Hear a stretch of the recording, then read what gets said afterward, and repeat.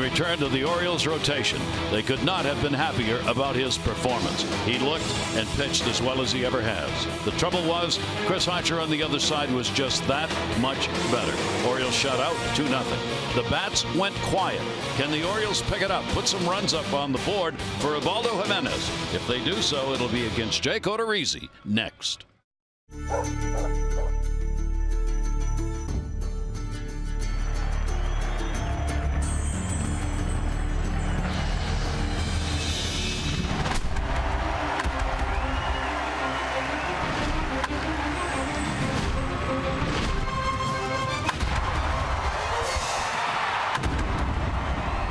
It's the Orioles on Masson, and the road trip continues for the O's here at the Trop. We are in St. Petersburg, Florida. The Orioles shut out for the first time this year last night. Final score 2-0. Look to rebound with the bats tonight. Hi, everybody. I'm Gary Thorne. Welcome back inside to the Trop.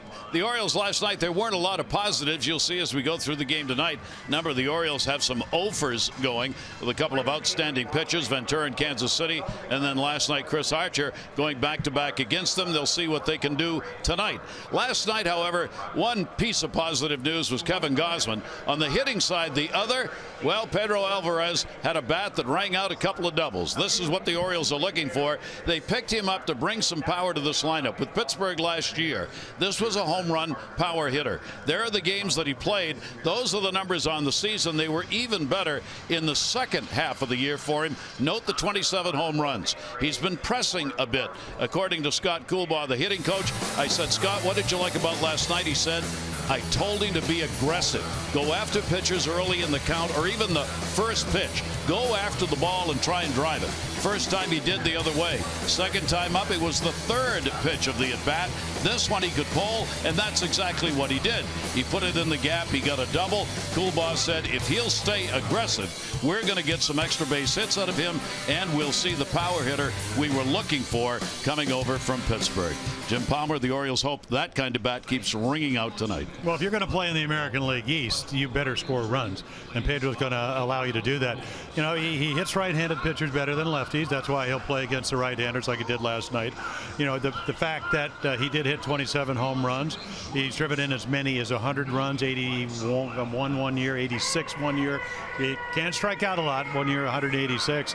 Not a great defender, so what does he do? He plays better in the American League because he can DH.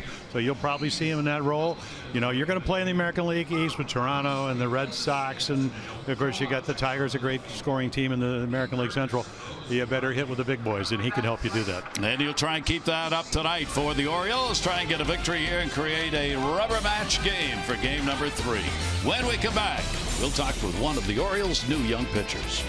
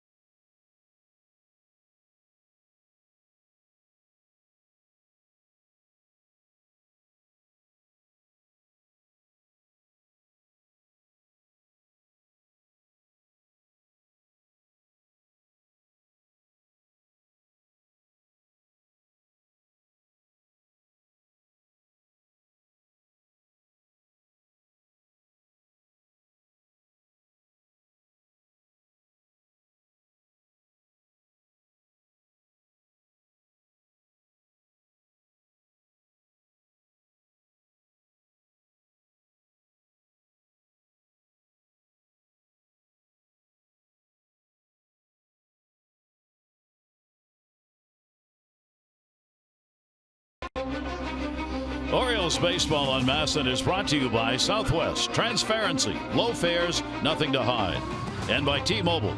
Get Major League coverage. T-Mobile has doubled its 4G LTE in the last year.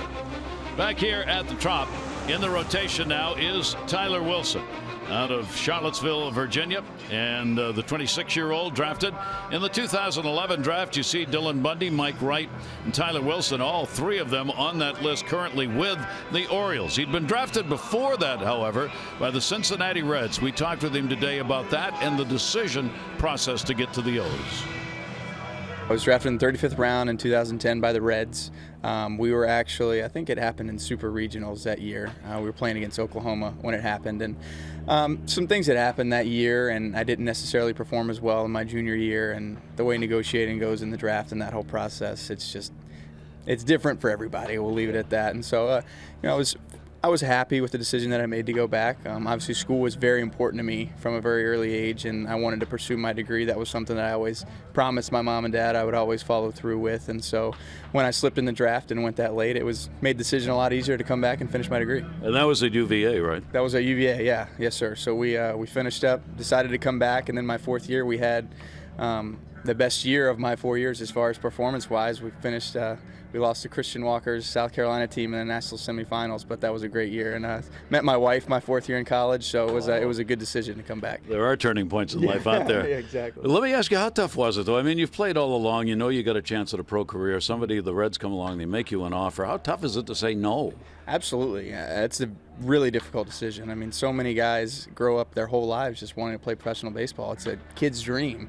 And I was really fortunate that my father played professional baseball. He signed out of high school, made that decision to forego college. And so I had a lot of guidance along the way. Obviously, my coaches in college have seen guys come through time and time again and battle with that decision. So they helped guide me through the decision a lot. And it was kind of laid out for me when we couldn't get on the same page. It just made the decision that much easier to come back. And like I said, getting my degree was extremely important. And obviously, if you sign early, it complicates that process a little bit. And I loved my time so much at the University of Virginia that I just wasn't ready to give it up. Charlottesville's a great place, isn't it? Oh my gosh, it's home. Yeah, I live there now, so I don't see myself leaving anytime soon. Were you surprised it was the Orioles? I guess so. Yeah, I think going into it, I mean, if you're not going to be the first overall pick or one of the top 5 guys, it's kind of a crapshoot and see where you fall. And I remember I was actually on the phone with my agent when the Orioles drafted me, when it came up on Draft Tracker or whatever, and I was just happy for the opportunity. It's been, obviously, all the farm affiliates are really close to Charlottesville, really close to my family in Richmond as well, so it couldn't have been a better fit. Tyler, how much of a difference does it make for you playing as far as, I don't know if pressure is the right word, but knowing you've got your college degree, that you've got something to fall back on, does it make it easier for you to work at being a major league pitcher? Well, I try not to think too much about another avenue. And having my degree in biology and finishing that whole chapter of my life up in college is something I'm very grateful for. And but right now I'm 110% focused on baseball. That's the way it's been for the last 5 years. And I try not to get distracted on the what could be's or possibilities that exist outside of the diamond, because ultimately this is the greatest job in the world, to come out and be able to play a game that I love and to play it with guys that you enjoy being around, and to have a team that we have with a chance to do the things that we're gonna do here in the near future. There's no reason to think about anything but that. Well, if you want to come see him, come Thursday night, the American League Central Division White Sox will be in Baltimore. He's going to pitch for him. They like him. He's smart. You can see, very intelligent. You brought out the best of him in Gary, and he's got a great sense of humor, and he can give and take with the barbs. So I think he's just one of those guys who would make a terrific teammate. Yep. All right, let's take a look at our BGE home game time temperature. It is 79 degrees outside. We, of course, are in BGE Home, Baltimore's home team for heating, cooling, plumbing, and electrical. Why would you call anyone else? Starting lineup for the Orioles, brought to you by Southwest. Transparency, low fares, nothing to hide. Rickert, Jones, Machado, Davis, Trumbo, and Hardy. Alvarez, Scope, Caleb Joseph against the Rays. The numbers for Manny. And Jake Odorizzi, well, you can see a lot of fastballs, 2-seamer, 4-seamers, not too many breaking balls, but loves the changeup. 30% of them last season. Rickert will take it, and we're underway. It's in their first strike. So there are the numbers coming off a 37-pitch first inning, 5 runs, 6 hits up against the Red Sox. Archer, who pitched great last night, had a similar 33 pitch first inning against the Red Sox. So the Orioles will try to do a little damage. Haven't scored 17 runs. Need to get on the board. Yep, Orioles have gone. That drought up to 17 innings without a run. Pitch on the outside corner for a strike. Odorizzi made it very clear yesterday, talking about the start he would make here today. I simply have to be more efficient. He said, I thought the stuff I threw was quality, but it took me so long to get those pitches into the strike zone to get anybody out. I can't do that again. Well, he's never been a good road pitcher compared to what he does here at the Trop and Fenway Park. Well, you feel like your pants are against the wall sometimes. I think you got to be perfect. Down the line, Jennings going over, another one with a lot of hang time, plenty of time to get there. Rickard is retired, one away, and we're underway here in the first inning. So we told you about home and road. This is for his career, and again, just more comfortable. This is a pitcher's ballpark. The ERA over 2 runs a game higher. You can make a mistake here, they can run it down. They have a very fleet outfield.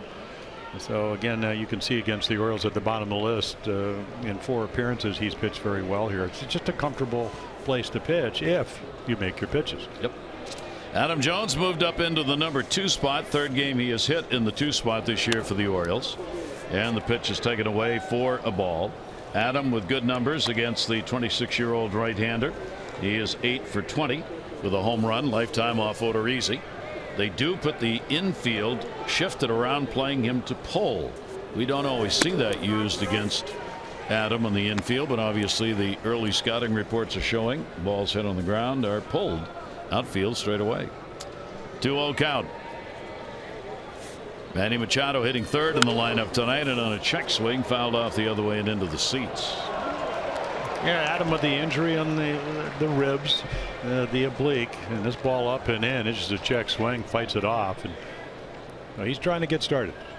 And it's not easy to do when you're not playing at full strength. That may be the case for the year. 2-ball, 1-strike count on Adam.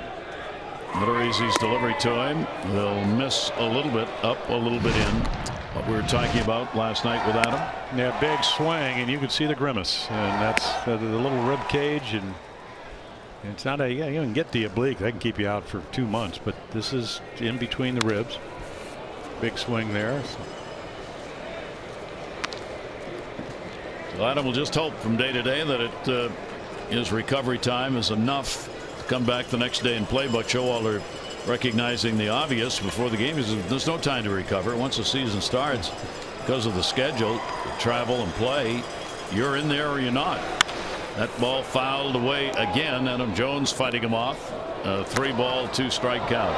Yeah, maybe a little extra right there. And it was kind of interesting when I look back at last night's game. Archer was 0-4. He had really struggled 2 out of his 4 starts. Didn't expect him to throw the changeup that he threw. He struck out 5 of the first 6. But Odorizzi, in the back of your mind, he's got the great splitter change. Alex Cobb taught it to him. Pitch on the way and hit hard, center field deep. Kiermaier going back, warning track, and he makes the catch. Kevin Kiermaier with a running haul in. Yeah, baby. Well, I told you they could go run him down, and then again, you got a lot of room here. I mean, this ball's smoked. Looked like it's a little cutter. You think it may be extra base hits. Great jump. Maybe a premature jump. Looked like it right here. He probably could have taken another stride, but again, you're looking at the premier defender in the American League. Won the platinum gold. I keep saying it platinum. The platinum glove, but it is the best of the gold glovers. Yes. And he loves doing it. So they're 2 down. First break defensively goes there. That one down the line just missed. Yeah, take a look at the rest of the defense here. Jennings, former center fielder, playing left. Souza Jr. can play everywhere. Longoria, Gold Glover. Miller, Forsythe. Logan Morrison struggling with the bat, but pretty good first baseman, and Casilli with a couple of RBIs, the only RBIs last night. Manny Machado will pop it up to the catcher, coming back to fair territory. Watch out, almost stepped on the mask, but CASALIC puts it away, and the Orioles are retired in order. To the mound, Ubaldo Jimenez when we come back.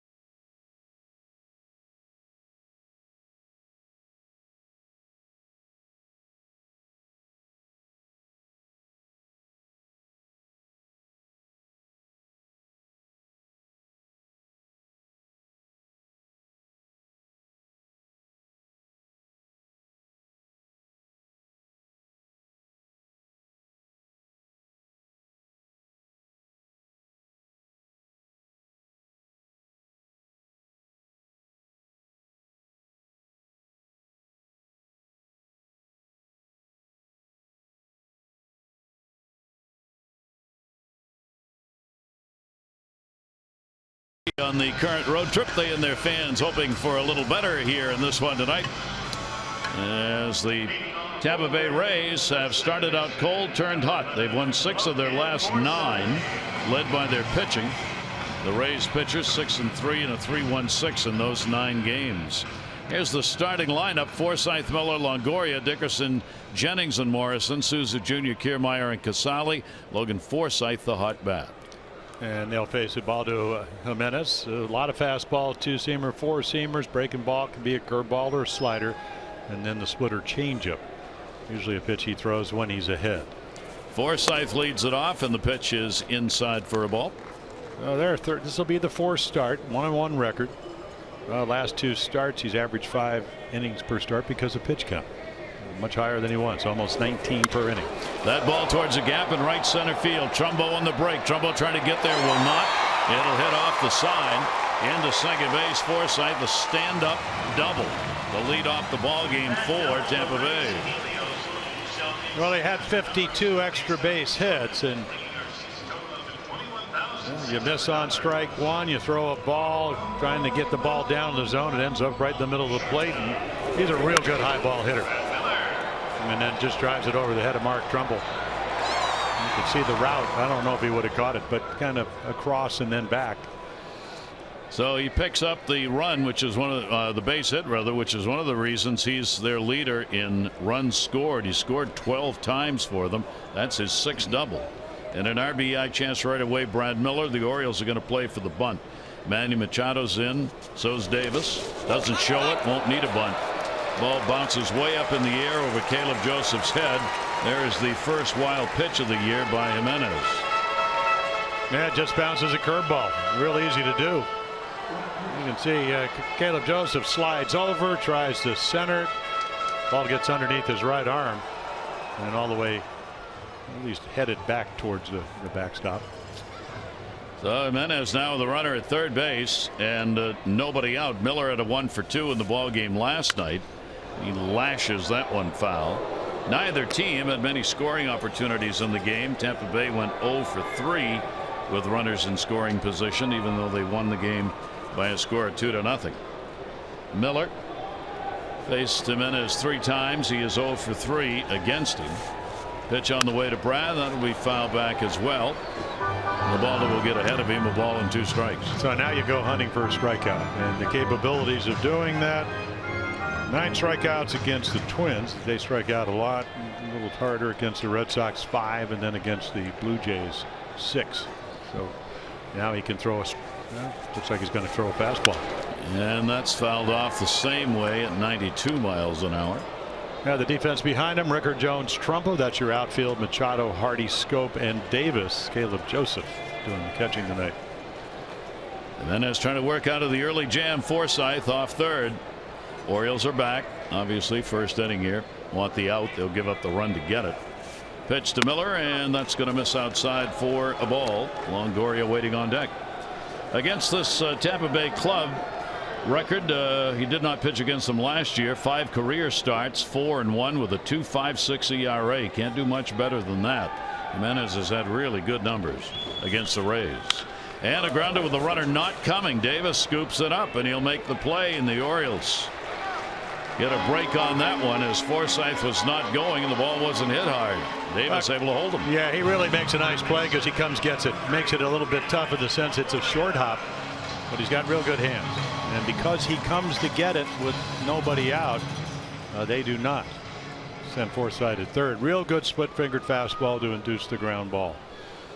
So the Orioles now will play the infield halfway with Evan Longoria up.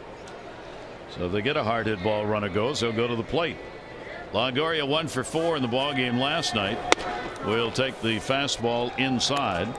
Longoria, a couple of hits and 9 at bats lifetime against Jimenez. Let's see if Ubaldo Jimenez can work his way out of this first inning. Longoria. Ooh.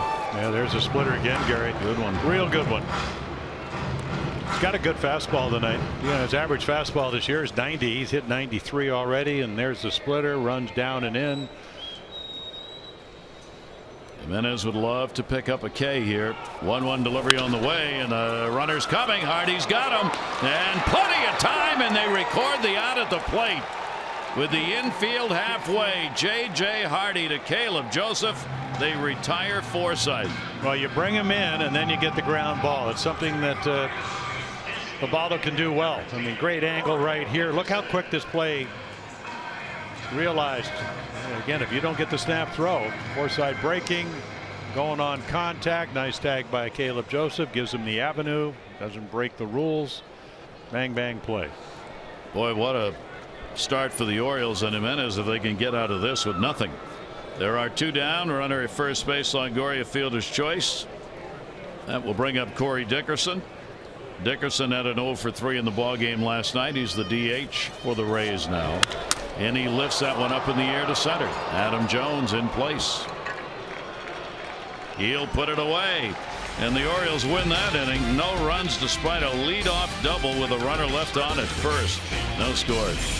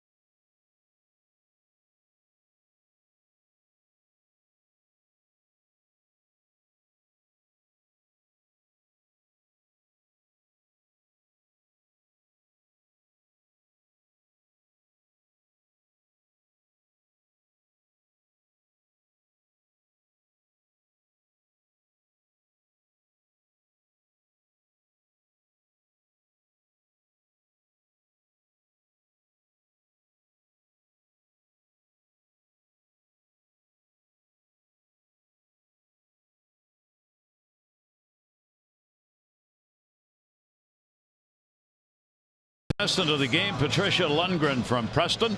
500 for being selected. 500 more for every Orioles home run hit in the ball game. Play Home Run Rich's scratch-offs went up to 50,000. Or enter non-winning tickets for a chance to be the contestant of the game. Visit mdlottery.com/baseball. Caleb Joseph over on the bench here between innings and recovering from this. Hey, look back. So a little compassion, but just a long backswing, and Caleb goes. Scraped it right down the mask. Yeah. Here's Chris Davis. Chris will take it for a strike. Chris had an 0 for 4 in the ball game last night. He's had the second most at bats against Odorizzi of anyone in the lineup. Davis with a 3 for 16, including a home run, and the count quickly goes to 0-2. Yeah, you're always in a dangerous situation when you pitch him down and away, but if you throw it on the corner, of course, I remember when he got real hot, probably the beginning of 2013, they kept throwing him off about 2 inches out the outside corner. He kept homering to left center field here. And then Jake McGee, who's got traded up to Colorado, he tries to go up and in. He left-hander, he hits him into the right field seat. Pitch will be taken up high. Not only have the Orioles not scored now in 18 innings, the home runs are up to 107 plate appearances without one. Third highest in the majors. Woo, doggy. Well, you could hear home plate umpire Ron Culpus yell all the way up here outside. We didn't hear that too often early in the game last night. 2 ball, 2 strike count. Big shift on against Chris, and he'll foul it away. Ron Culpa, who is the home plate umpire, generally historically has been significantly favorable towards the pitchers. If you assess the charts that are kept for players, we'll see if that holds up tonight. Ron is a veteran home plate umpire. That ball put up in the air to center. Kiermaier. Yeah, the change up, and he learned it from Alex Cobb, who is recovering. He actually threw down in the bullpen today, recovering from Tommy John surgery. And what it does is get you out on your front foot just a little bit, and that's what that fly ball was all about. Pretty good swing, but it's hard to time. Yeah, you got a fastball. We see 93 to 90, and then the changeup 84 to 86. It really gets you out off you. Yep. It ruins the rhythm and timing of your swing. The Orioles hot hitter's Mike Trumbo. He's got a 10-game hit streak. Mark will take the pitch outside. Take a look at our Maryland Live Casino inside the numbers regarding same. Eric Hosmer on top. Is Manny Tomas, and then there's Trumbo with 10, and Will Myers with San Diego now. Those are the active hitting streaks. Trumbo on a pitch and a pitch down and away. 0-2. Yeah, he can hit him pretty much anywhere. You know, great high ball hitter, home run hitter last night. Archer dodging that base hit to keep the hitting streak alive.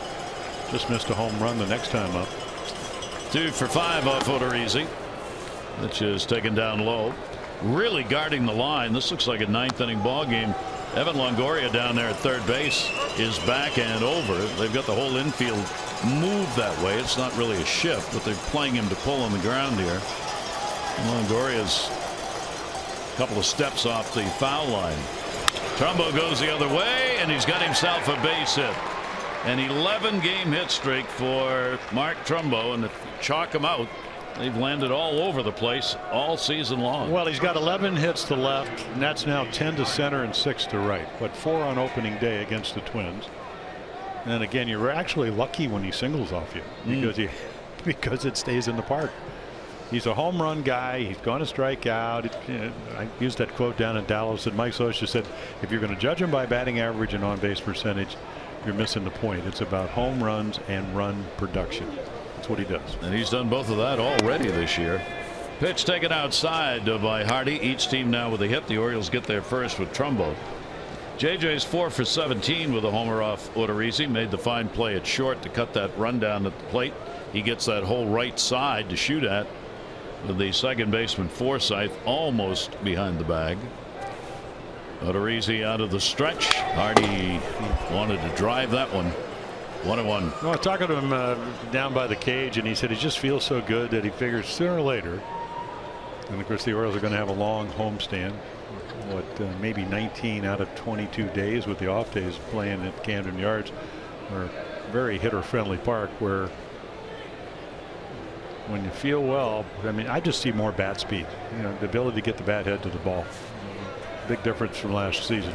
1-1 delivery. That'll be chopped foul. So the count goes to 1-2 on JJ. But when you get the pitches a hit, and that first strike was one to hit, well, you wish you can't get him back. The adage always has been you only get one that you really can drive in an at bat. Do you think that's true? No. But against good pitchers, it probably is. Yeah. If you're lucky, if you get one good one.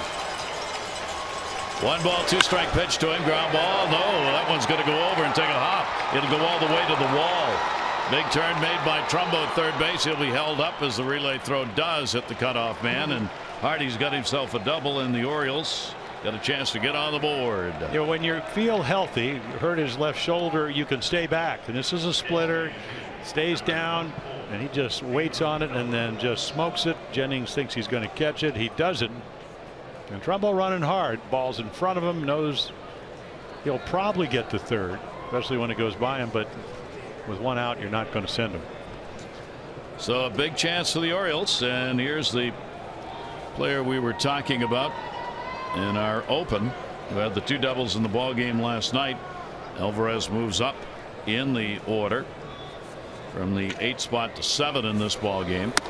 Takes the big cut, and maybe a strike up high at 91 miles an hour. Well, if you're a strikeout guy, and the Orioles have a number of those guys, they also hit a lot of home runs. We told you Pedro Alvarez hit 27 of them last year, drove in 77 runs. It's how do you get to 2 strikes? And he chased the ball out of the zone, and Odorizzi's looking for a strikeout here. 0-1 delivery. Tried to get him to go at it again, and he wouldn't do it. 1 ball, 1 strike count. I've always found that the hitters that will swing at balls make it a little bit easier, not only to get them out, but to strike them out. It assists your efficiency as a pitcher.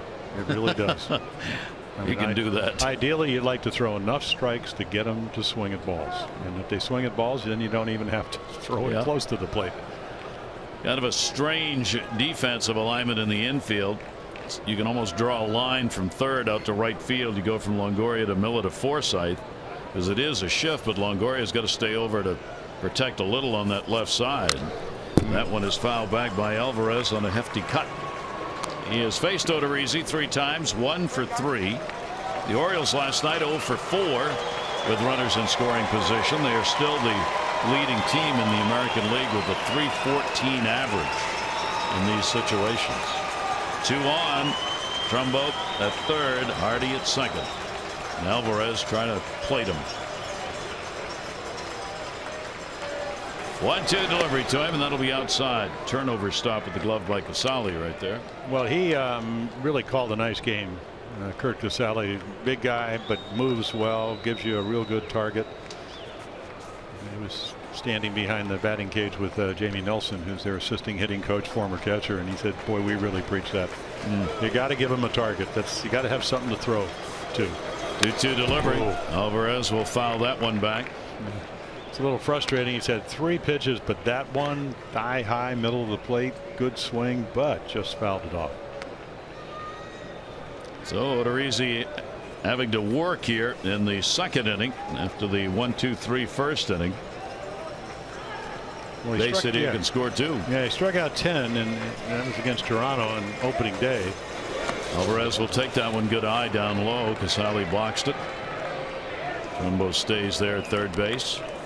And the count is full, 3-2. Odorizzi in the walk department doesn't give up many, averaging 1.6 per 9 innings, only 4 total this year. He's in the top 5 in the fewest walks per 9 innings, and probably will be there when the season's done. Yeah, he does have an open base, though. It was a little bit early for that, but you never know what he may be thinking.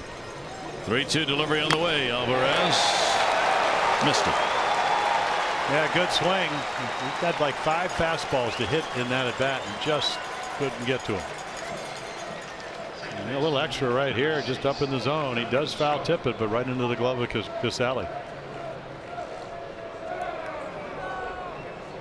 A little bit of extra heat, a little tip right into the glove. So Odorizzi's trying to perform the miracle as a pitcher, as Isabella Jimenez did in the first inning. Now there are 2 down. Infield can back all the way up. Jonathan Schoop at the plate. Jonathan had an 0 for 3 in the ball game last night. You see again they've shifted over on him. Jonathan, one of those was an 0 for. He's not had a hit in his last 8 at bats. 1-0 count. Trumbo at third base, the lead runner with a single. Hardy at second with a double, and a check swing to protect. Well, you can see if you even so far in this game, but if you were with us last night, that Tampa Bay's not afraid to pitch inside. You know, Archer was thrown anywhere from 93 to 97. Actually, after the Alvarez double, Jonathan smoked one up the middle, but right at the second baseman Forsythe. A good at bat with nothing to show for it. 1 ball, 1 strike delivery on the way, and that'll be foul back. As Buck Showalter noted before the ball game, putting the lineup together for tonight, Odorizzi is one of the backward pitchers, if you will, and that he's in the reverse. Left-handers hit 194 off him, and right-handers 333. He's given up 2 home runs, and both of those have been to right-handers. So it's reverse of the so-called by the book. 1 ball, 2 strike count. Schoop, big at bat early in this game, down low. Casali again blocks it, trying to get him to chase.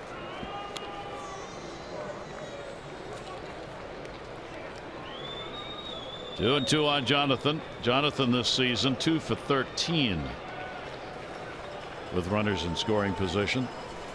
The Orioles trying to get out of that 18 inning rut without a run right here. Odorizzi wants the signs again.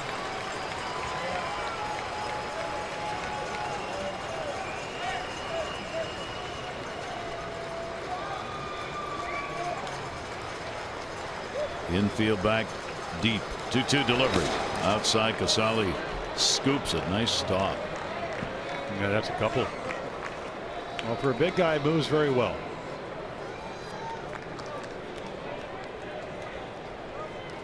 Made that look pretty easy with that backhand stop. So many catchers now are more like first baseman. You can't get the whole body out to block it, which you still try and do. You just use that glove like a first baseman's mitt to snare it. 3-2, 2 down. Fights it off. Well, when I came up, I played in A-ball, and my manager was Cal Ripken Sr., and he was a former catcher who hurt his shoulder and got into managing like 28 or 29. They didn't have the hinge gloves back then. They had those little round, it was almost, I don't know, just a little pocket. So you had to slide up, and I mean, you couldn't backhand balls. The glove wouldn't allow you to do it. 3-2 again. Foul back again. The scope battling. Well, they're getting a lot of pitches that are hittable, but the stuff and the movement, pretty good fastball with good movement. I mean, Alvarez probably had 3 fastballs pretty much in the middle of the plate, just couldn't quite get to it. And Jonathan, you know, his strength is out over the plate. Third time on a 3-2, 8th pitch of the at bat. Scope puts it up in the air, left center. It's playable. Kiermaier. He's got it. Well, both of these pitchers so far have taken the Cats 9 lives to 2 steps. No score.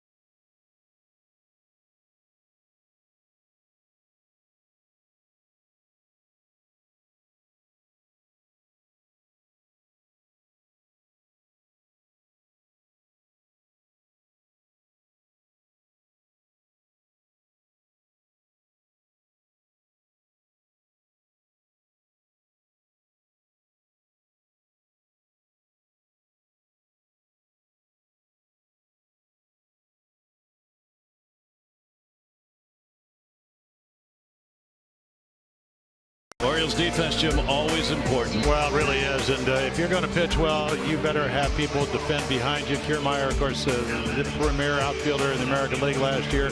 And then after leadoff double, wild pitch gets Forsythe to third, and J.J. Hardy cuts off the run. Nice. And not only is it a great defense, it was a very good pitch by Jimenez, who made the right pitch to get the ground ball. And there's an art to that. So both teams have real good chances to score early in the game, and neither do.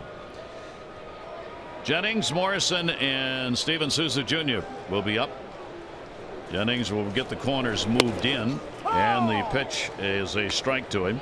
He had an 0 for 4 in the ball game last night. He is 0 for 7 against the Orioles this season. Orioles lead 2 games to 1 on the year. That'll make it an easier play. Machado, because he was in. Jennings is retired. Well, don't miss your final chance for the exclusive orange carpet benefits. Become an Orioles full or partial season plan member. Great savings on the price of single game tickets. You have the most flexible exchange policy in baseball. Access to postseason tickets and more.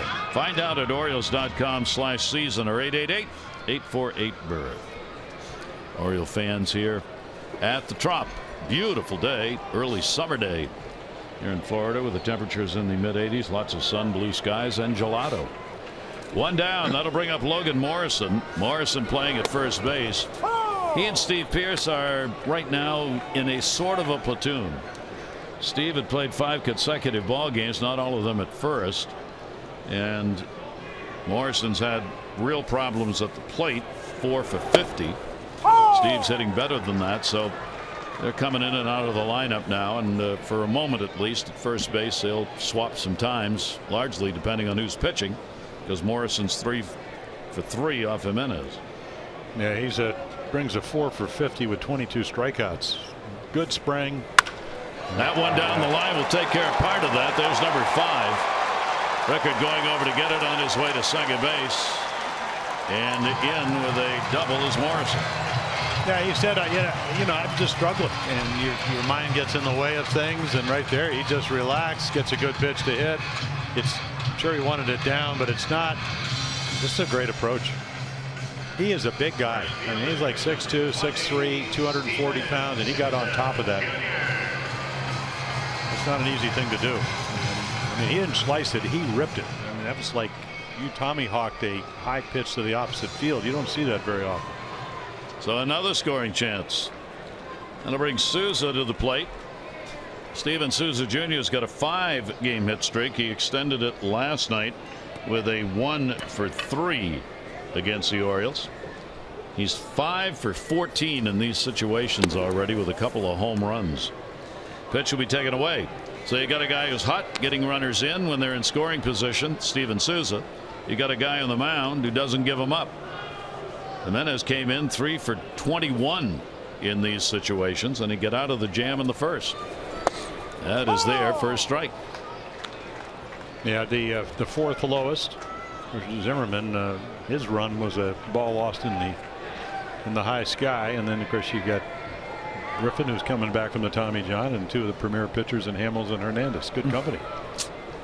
Runners going, and the pitch is going to get away, but no advance to the plate.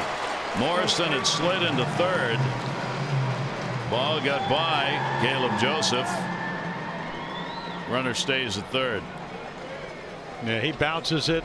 Heads the not only good hitting by Logan Morrison, but very aware base running, easily into third.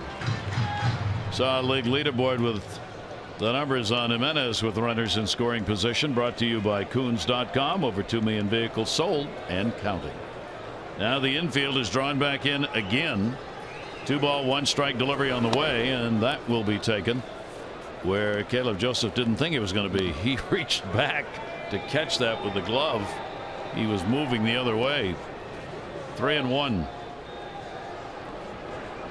Infield halfway. That's where they were when they cut down Forsythe on Hardy's throw in the first inning. 3-1 delivery in the dirt again, and he walked him.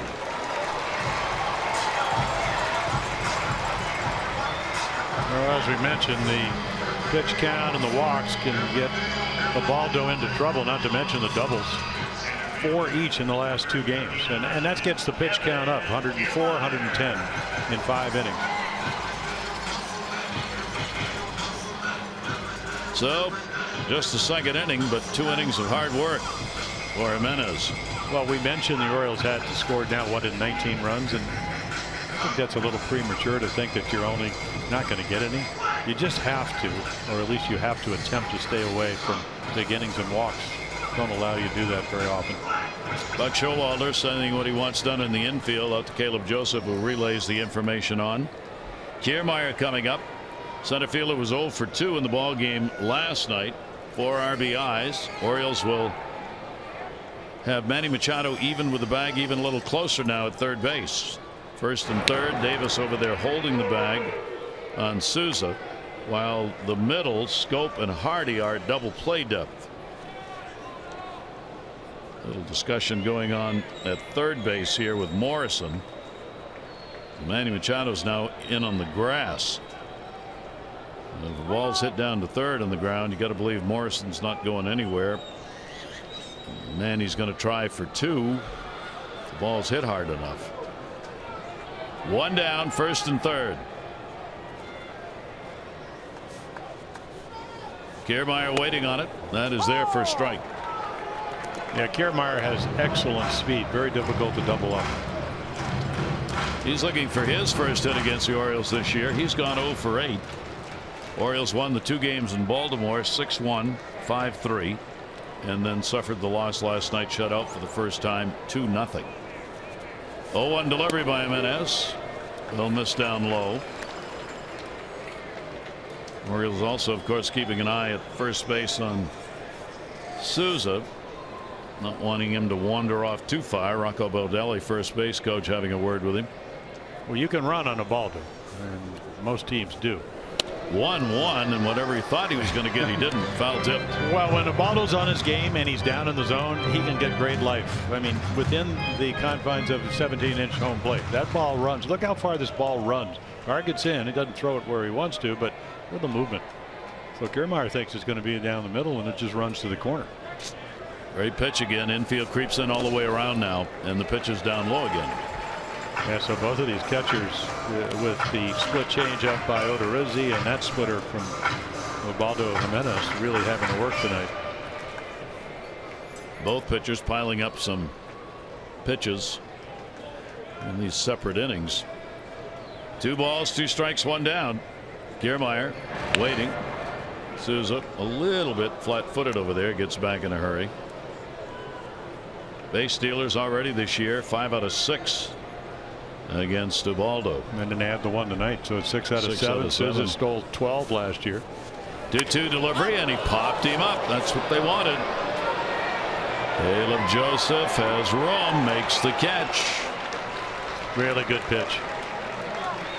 You know, if you're Kevin Kiermaier, you're thinking, okay, I gotta cover everything. It's 2 strikes. Maybe he'll throw me another splitter, but he made a good pitch with his fastball and got the pop up. Inside corner. And he was hoping it's going to get in the seats, and it doesn't. Yeah, the league average in the American League with 2 strikes now is 169. Yeah. That's down from 176 last year. It gives you an idea of how difficult it is for hitters to hit with 2 strikes. And the strikeouts up. So again, can Jimenez work his way through this? Curt Casali, number 9 hitter, their catcher. He had a 1 for 2 in the ball game last night. Casali trying to do for them what he did last night, as he would pick up a couple of RBIs, 1 on a double and 1 when he was hit by a pitch with the bases loaded. Morrison and Souza, the base runners, 3rd and 1st. 0-1 the count. Souza back to the bag. Well, he came into last night's game talking about Curt Casali. He had been up 36 times. He had struck out 18. Big, strong guy. His only home run was against David Price. And the second time up, he had a great at bat, and he ended up doubling after a walk to Souza, and he scored him all the way from first. He's not had a hit with a runner in scoring position. He is 0 for 7. Casali is. But what he's been able to do, let's look at the numbers. He's got 5 RBIs on 6 hits. That's pretty good. Yes. That's good production. Without getting one with a runner in scoring position. You carry that out for the year, and you're in pretty good shape. 1-1 delivery on the way. Casali takes it. It's right there. And a 1 ball 2 strike count. Rays have been good. Highest percentage of runs, 2 outs.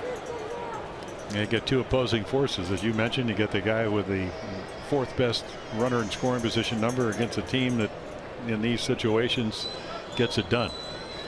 1-2. Jimenez delivers to him, and that'll be up high. 2 ball 2 strike count. We talk about tough innings for pitchers all the time. These 2 pitchers, you'd think they'd gone through 5 innings here with what they've had to go through in the first 2. 2 balls 2 strikes. 1st and 3rd. Ground ball to 3rd. Manny Machado's got it. Looks to 2nd. Goes to 1st. And records the out. Casali retired, and Jimenez does it again. No runs, 1 hit, no errors, and 2 are left on base.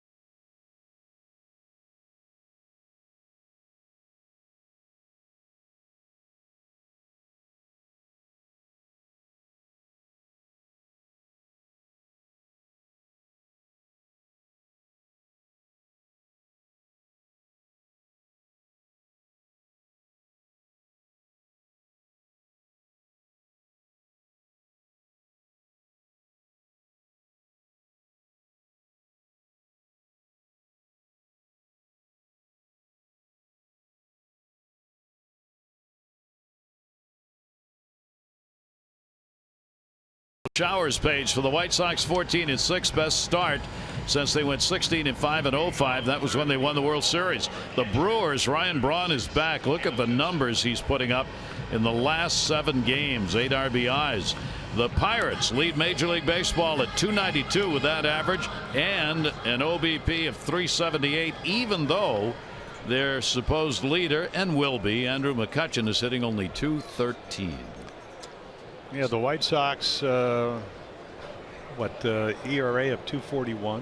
It's about 0.8 of a run better than, almost a run better than anybody else. And they're 14-6, scoring 3.5 runs a game because they're scoring more than they're giving up. Yep, that's the name of the game. Well, it sounds so simple, but it's hard to do. Caleb Joseph leads it off, 3rd inning. Caleb in the 9-hole against Odorizzi. 0 for 8. Did not play in the ball game last night. He and Matt Wieters continue to swap off times behind the plate. 1-0 pitch. Odorizzi gets it in there for a strike. Rickert and then Jones will follow. Yeah, I told Caleb today, as you look at the pitch array there, a lot of fastballs. Really kind of mixed them up nicely. I said, Caleb, you can drive in a run. And of course everybody's going, yes, you can do that. You can do Matt that. Wieters said, feel free to do that. He says, I'm a table setter.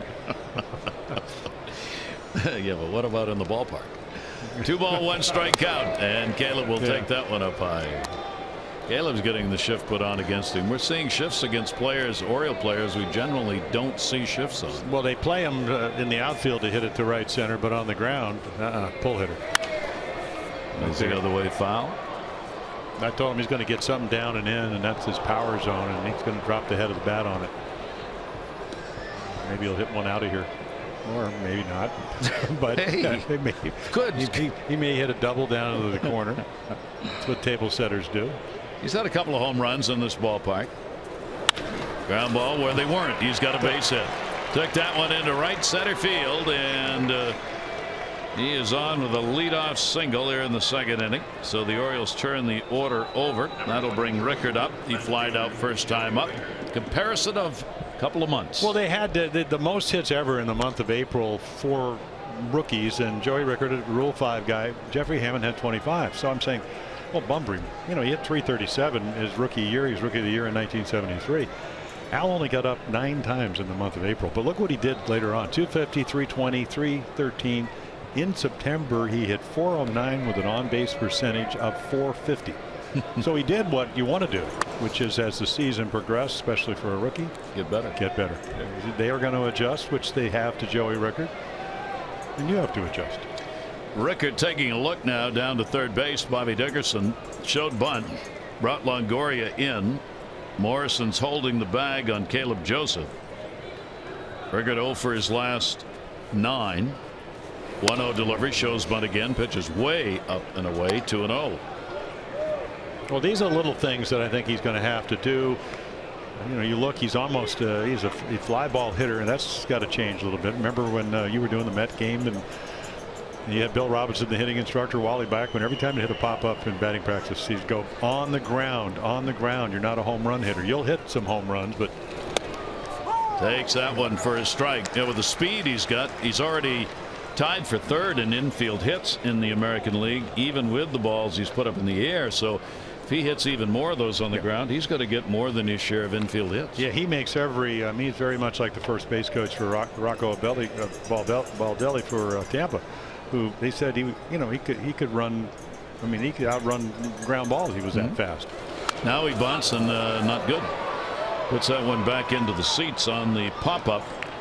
So a 2 ball 2 strike count. I was perusing the New York Post on U.S. sports pages today, and they were talking about Joey Rickert and how the Orioles, picked him as a Rule 5. You get $50,000. You pick him off the, as it turns out, Tampa Bay's minor league roster. Didn't put him on the 40-man roster. But if you look at all the guys they had in front of them, Brandon Geyer, Jennings, Mike Matuk, Taylor, Motter, Richie Schaefer, we saw a lot of them last year. He was available. Just got squeezed out. Yeah, exactly. Check swing, foul ball. He'll keep the at-bat alive here. And again, an inning where the pitchers are really tested. With the leadoff man on, Joseph with the single. Odorizzi, 67% of leadoff batters retired this season. And having to work seemingly on every single hitter up here. 2 ball, 2 strike count. Worked deep and hard, and the pitch comes inside, turned it over, not where he wanted it. 3 ball, 2 strike count. And the 7th pitch of this at bat will be coming, and his pitch count, which is just what he was trying to get away from in this game, is soaring early, which is what happened, as we said, that last outing against Boston. 3-2.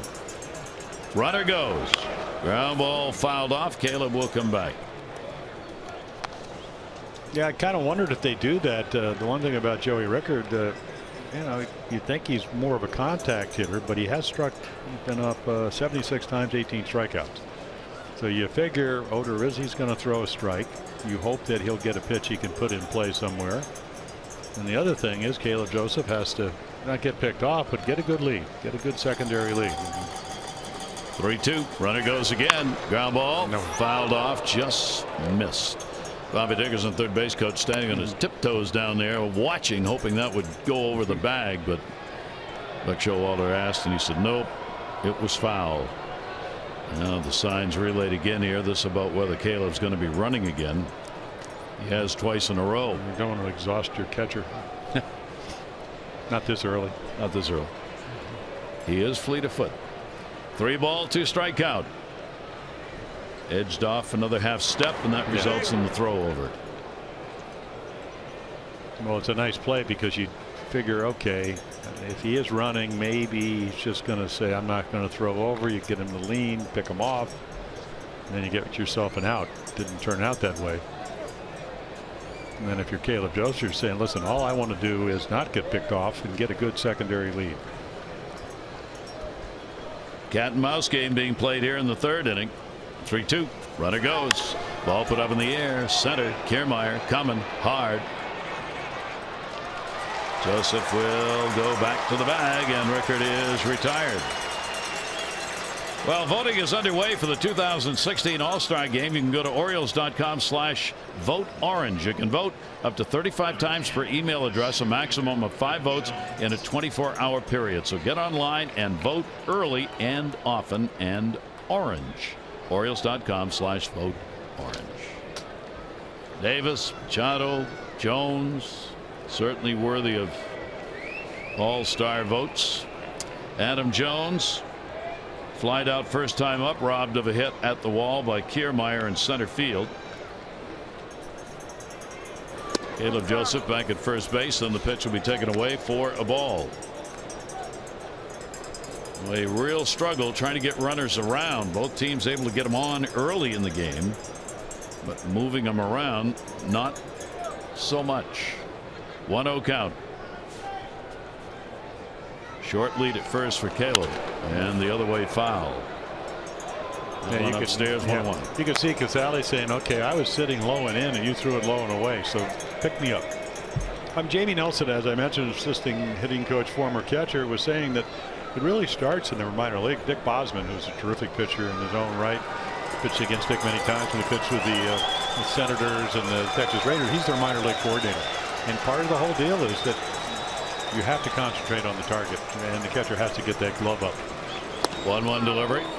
He'll miss inside. 91-mile-an-hour fastball, and the count goes to 2-1.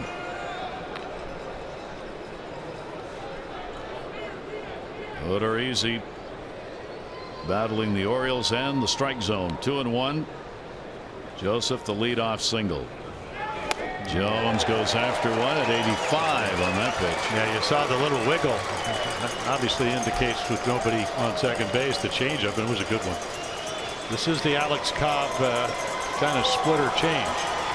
So not only is it 5 to 8 miles per hour slower, it's got the downward movement. 2 balls, 2 strikes, 1 out. Joseph not going. Ball ripped in the air to left field. Line drive and handled in the warning track by Jennings. Well, that's 2 rockets that Adam Jones has hit tonight. He doesn't feel good about it as far as his batting average, but those are quality at bats, and it tells me that maybe the ribs, it was just that one swing last night, because he was on both of the balls he's hit tonight. Perfect defensive placement, or that ball's going to be off the wall. Jennings didn't even hardly moved. I mean, he was so far back. Took a step and a half, 2 steps, and he was on the warning track. So there are 2 down. Manny Machado. Manny popped out his first time up. 7 for 20 with 2 home runs off Odorizzi. And the pitch is on the inside corner again, pulling back on it. He's not even going to look back. That ball was way inside. One of the few pitches that Ron Kulpa has not really gotten right tonight. But he had a 4-for-4 night in the game that Odorizzi pitched in Baltimore, and the home run that he threw was to Manny, second time up. He'll take the pitch down low, and a 1-ball, 1-strike count. Manny now in an 0 for 10 with the pop out in the first inning of this ball game. Infield shifting again, playing into pull. Odorizzi's outside. This is not what Odorizzi wanted. He's showing some disgust with himself out there. These pitches where he's missing, he's really missing. Overthrowing and then tries to adjust and comes back in too far. He's been talking to himself a little bit out there this inning. 2-1 delivery on the way. Foul back. 2-2. I can kind of see where he's coming from, Gary, in the sense that this is a pretty formidable lineup. Obviously, when you get the Archers, Jim Hickey, pitching coach, longtime pitching coach for Tampa Rays, so you think you got to be perfect, and you aim the ball instead of throw it. And we've seen a little bit of that tonight. 2-2 the count, and we get another full count. Odorizzi last season among the leaders in lots of categories. 3.35 ERA was 8th. Opponent batting average is .231. That was tied for 9th. He held opponents down last season and effectively going deep into games. Yeah, the one thing they didn't do for him, and they only scored 3.95 runs a game. They got 3.77 runs when he pitched, 5th lowest run support in the American League when he was on the mound. Ended up 500, 9-9. Runner goes and fouled off. Caleb Joseph, a complete day of exercise so far here in the 3rd inning, running from first to second and coming back again. Table setters, that's what they do. That's what he is. So Manny will see the 7th pitch of this at bat.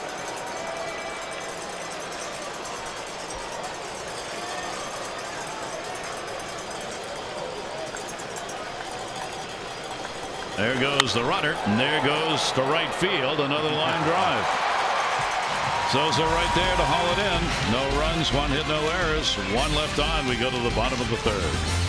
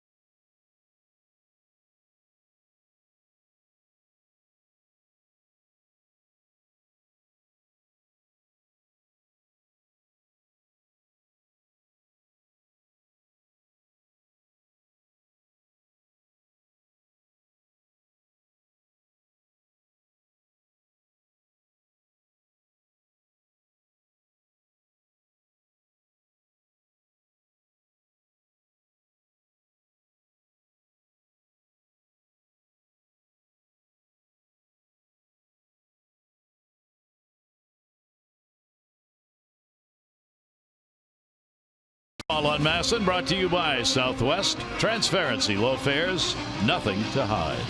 And by PNC Bank, the achiever in you. As you see a member of the Florida Air Force on duty. Wow, this is good. Ah! They have a cigar bar. Wow. Oh, no. Wow. Can we broadcast from there? We still did our opening down in the wine bar. And we'll be, we do the whole game you'll be puffing, from the cigar bar. Yeah, that would be neat. Ooh. Not a lot of those around. Detroit has one. These are the only 2 ballparks I can think of that have a cigar bar. Scoreless ball game. Jimenez goes to work, and the pitch will be taken outside for a ball. Back to the top of the order. Logan Forsythe led his team's first inning off with a double. Ended up being thrown out at the plate a couple of batters later, trying to score on a ground ball. Pitch is inside, and the count will go to 2-0. Forsythe on the season against the Orioles, 3 hits and 11 at bats this year. Carries good numbers against the O's anyways. A .308 career hitter against Oriole pitching. Well, he's just a good high ball hitter with power. He had 17 home runs last year. Talked about the 52 extra base hits. They got him from San Diego, where he had all kinds of foot problems. But when he's healthy, this is a pretty good defender. 2-1 delivery to him. Will miss down low.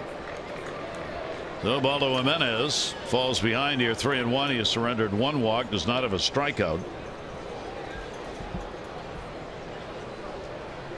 Full shift on. There aren't many hitters who see a straight up D anymore, and a walk, and the ever dangerous leadoff walk here in the 3rd inning. This ballpark, here's what it gives and doesn't. Yeah, well, you don't hit a lot of home runs, and that's 15 teams, so you can see second lowest, third lowest, third lowest. Guess where the lowest ERA is in baseball? What field this year? And again, it's only maybe 8 or 9 games, but it's 272 here. 272 here. That's between both teams. Both teams. So not a lot of runs scored. No. Pitch will be taken inside for a ball. This is Miller, grounded out his first time up. 2 walks in the ball game. Leadoff man on 2 out of 3 innings. That's been a problem for Baldo early on. He's retired only 47% of leadoff batters. You're trying to get up there around 70. And as we talked about, when you get on, because he's 6'5" and he's got a deliberate windup, you can run. Even the average runners. 1 for 1 tonight, and as we said, 6 out of 7 against him on the year. They become base stealers. Pitch is going to catch the inside corner for a strike. 1-1.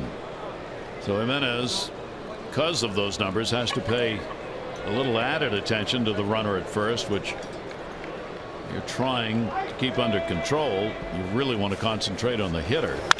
That ball is another one that was tomahawked to right and off the top of the wall. Forsythe was running. He'll be held up at 3rd. It's going to be a head first dive for Miller and a double. Well, they got him because he can hit some home runs. Pretty good shortstop. Hitting instructor Derek Sheldon said, listen, he was 115 coming into last night's game, hit the double off of Kevin Gausman. He said he'll get it straightened out. And then when you get good pitches to hit, this one, he's a good high ball hitter. Hands are already high. It just misses a home run. So 2nd time through the order, if you don't make good pitches, boy, does that spell trouble. One of these times, somebody's got to score. Can Jimenez do it again? Here's Evan Longoria, fielder's choice, first time up. Down to 3rd and foul. Already for Tampa Bay, they are 0 for 4 with runners in scoring position, having left 3. Longoria had the chance in that first inning when he hit the ground ball that Hardy threw to the plate to get Forsythe out. Forsythe again is at 3rd base. Now Miller at 2nd. Nobody out here in the 3rd inning. Each team 3 hits. Yeah, the difference, of course, the infield is not in. Nope. So that ground ball will score a run. Ideally, and Buck Showalter always talks about this, I think hitting instructors talk about situation hitting. If you could hit a ball to the right side here, you'll get a run in and you will move the runner over. And a ball drilled to 3rd. Runner's got to stay. Throw by Machado, and they'll get the out. Talk about not producing in situations so far for both teams. It goes on here in the 3rd. Well, again, Abadal makes a pretty good pitch because he throws a 2-seamer that gets whacked. But boy, it just seems like the balls off the bat in this ballpark, balls get hit real hard. But when you have plus defenders, and both teams have them, they make the plays look pretty routine. Well, Dickerson gets the chance. He's hit only .214 in these situations. So Jimenez certainly adding to those big numbers he had coming into the ball game with runners in scoring position. 0 for 5 tonight, 3 for 26 on the year against him. One down. Infield stays back. Perhaps a slightly exaggerated response to the pitch. That ball almost was a strike. Last night it would have been. Ron Culpa, as you mentioned, a little tighter strike zone. 1-0 count. And that will miss down low. Jimenez is working behind hitters also in this ball game. Well, once again, he has first base open, but third inning of a ball game, even though Jennings is struggling a little bit on deck, boy, that's a big pitch around at this point. Big gamble. 2-0 count. Second and third occupied. Inside again. Yeah, it's almost like they're not going to give him anything to hit. Wouldn't be surprised if he's not swinging 3-0 here. Yeah. Dickerson's got the big bat. They're going to intentionally walk him, so they never intended to give him anything to hit. Third walk, first intentional, will load him up, but of course that sets up the chance for the double play here. And Jennings coming to the plate. Jennings grounded out his first time up. He is 2 for 11. Lifetime against Jimenez. Base runners started with a walk. Forsythe third, double Miller second, Dickerson the intentional at first, and Desmond Jennings. Orioles looking for the ground ball for yet another baseball miracle. Pitch will be taken down low for a ball.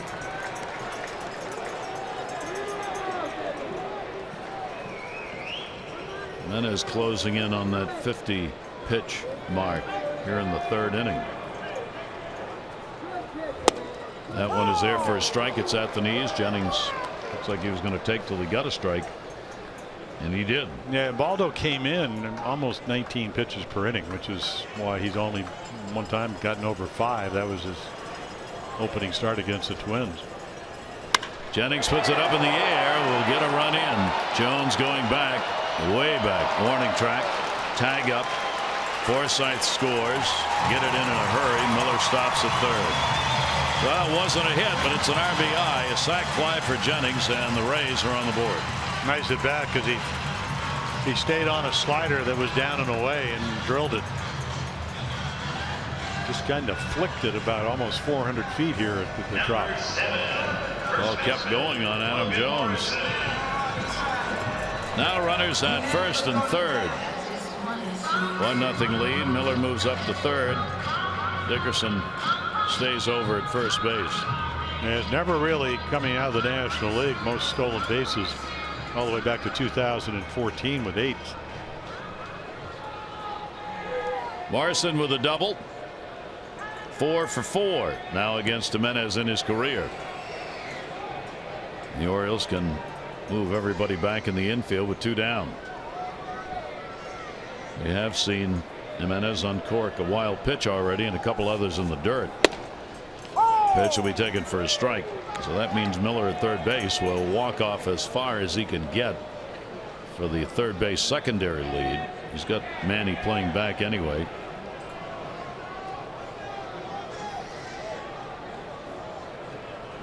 A 1 delivery. Wow. Nope. 1-1. I don't know how he missed that pitch. He was well presented right there, right where the glove is.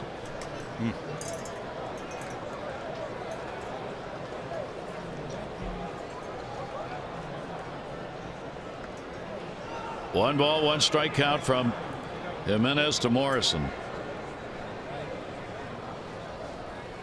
And one stopped right there. That's what you were talking about, except it wasn't a curveball, it was a splitter. Once again, busy night for the catchers. Don't let it get by you. That ball hit out in front of the plate. Nice job by Caleb. That saves a run. 2 ball, 1 strike count. Get it to the hitter's count. Left-hander sitting .348 off Jimenez early this year. Gets him out in front on the 85-mile-an-hour pitch and taps it foul right at the plate. 2-2.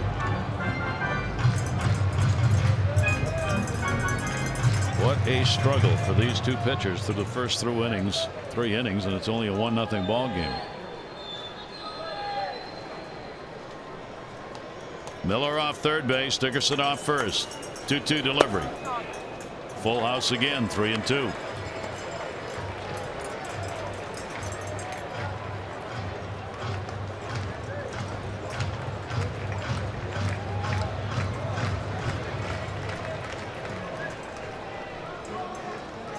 Davis playing behind the runner at first base, Dickerson. With 2 down, he'll be going. 3-2 pitch on the way, and an off-speed delivery, and he gets him. So only 1 run after all of this. It was a leadoff walk that results in the run on a sac fly. But there's the out to end it.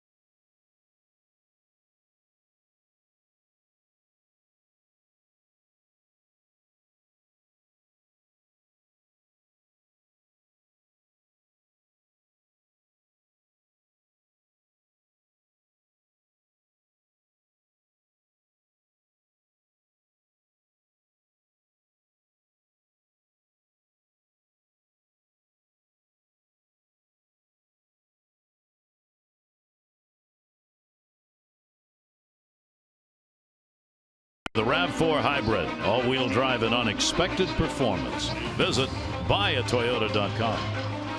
Gary Thornton and Jim Palmer here at the Trop. It's the 1-0 ball game. The battery for the Orioles. Valdo Jimenez and Caleb Joseph going over future plans here. Try and ease up and get an inning maybe more quickly. See if the Orioles can respond here. Odorizzi will miss up behind a Davis. Chris flied out his first time up. 0 for 5 now in these 2 games. Chris has had 3 hits, 11 at bats, a home run against Tampa Bay this year.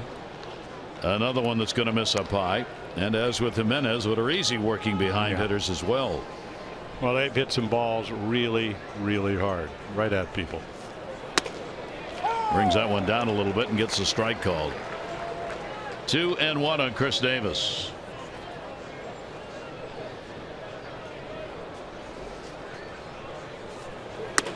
That's there as well.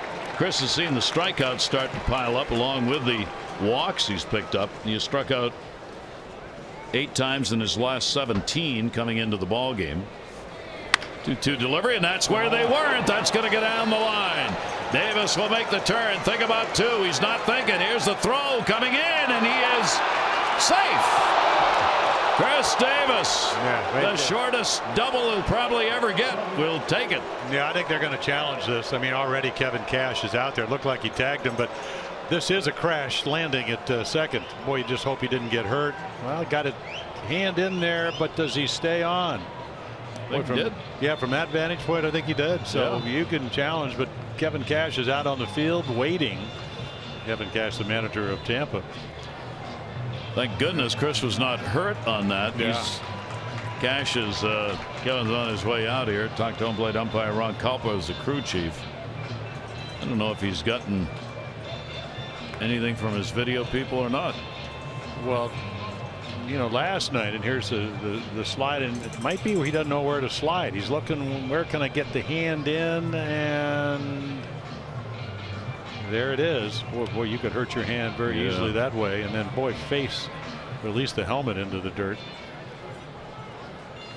Like the landing It's gear, a double. landing gear failed. Wow. He earned it.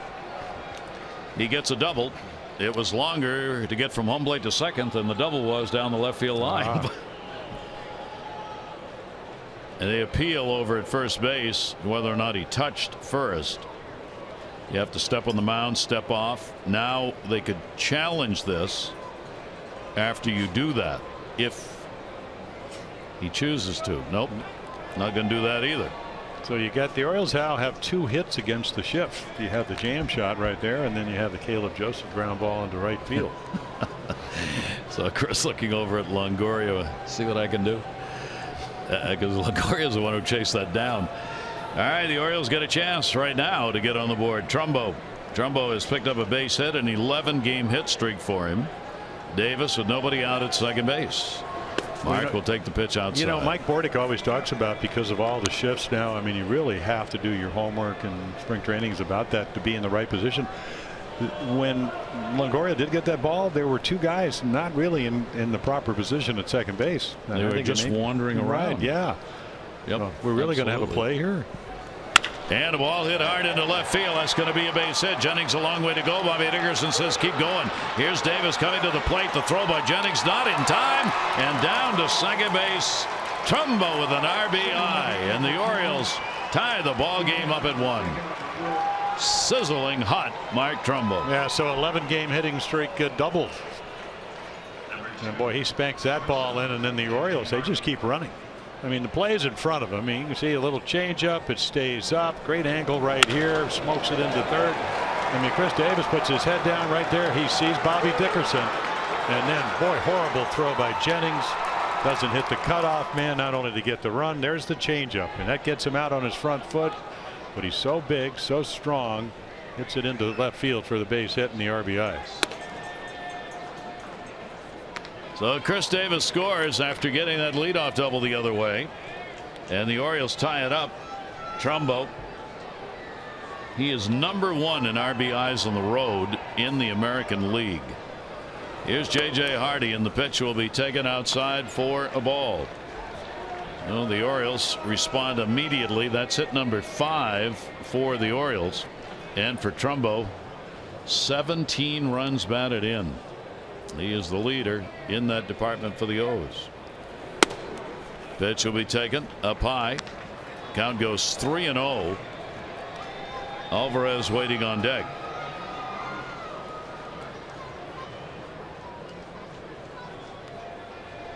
Fourth inning. Orioles end that drought. They had gone 20 innings without a run. Nothing near the strike zone there, and Hardy is on, and Jim Hickey's on his way out, the pitching coach. Orioles are going to return home on Thursday to begin a 10-game homestand. They'll take on the White Sox 7:05, and on Sunday, don't miss the season's next Kids Run the Bases event. Every Sunday home game, all kids 14 and under get to come on the field, run the bases, a day they will never forget. So make it a family day at the Yard. You can get information and tickets at Orioles.com or 888-848-BIRD. Chris Davis, who scored the Orioles run after picking up the double, probably talking about his slide into second base. Or not talking about it. But you know, none of his teammates have forgotten. It wasn't a slide, it was a crash. Oh, just thank goodness he's okay. Well, that is because he has had shoulder problems in the past. All right, runners on at first and second, still nobody out. Alvarez, a strikeout victim, his first time up. Infield, double play depth. That's hit where the ain't. That'll go to center field. Trumbo will make the turn. Here's Kiermaier will hold him. Yeah, they're not going to run on him. As we mentioned, I mean, he won the Platinum Glove. They also said some of his throws were clocked at over 100 miles per hour. Now, how they do that, I don't know. But that's what I read. So if you're Bobby Dickerson, maybe he read what I read. Nice little change up, good approach, gets it into the outfield. We'll settle for the bases loaded with nobody out. Well, what Scott Coolbaugh was talking to Alvarez about, you're seeing him do, and that's be aggressive early in the count, even on that first pitch. Scott said that's what we've talked about for the last 3-4 days, and he's coming through. Now the bases are loaded, nobody out. He'll stay back in the infield. and fouled away. Jonathan Scope flied to center his first time up. So the Orioles have 6 hits, and they are 2 for 4 in these situations. Well, you know, when you talk to Scott Coolbar, pretty much any hitting instructor, they're going to say, listen, it's all right to be aggressive on your terms. In other words, be aggressive on what you're looking for. Otherwise, you start hitting like there's two strikes, and we've already told you how difficult that is. That pitch will be taken for a strike, and the count goes to 0-2. As Scott was saying today with Alvarez, he says, Alvarez was saying, I feel so comfortable up there. I see the ball. I'm comfortable. And Scott said, yeah, but you got to swing. You're not going to know how comfortable you are till you start swinging. 0-2 pitch, and that's way up high. Orioles a chance for a big inning here. A run in. They've had 3 hits in the inning and a walk. Odorizzi's faced 4 and has not been able to retire anyone yet. No action in the bullpen. 1 ball, 2 strike delivery, and that one's popped up. Yeah, great shortstop pitch. infield fly rules in effect. Miller will put it away anyway. 1 out. Yeah, that borderline second strike really sets up where Odorizzi, if he could, and he did, make a good pitch. Chance to get Scope out. Great pitch right on his fist.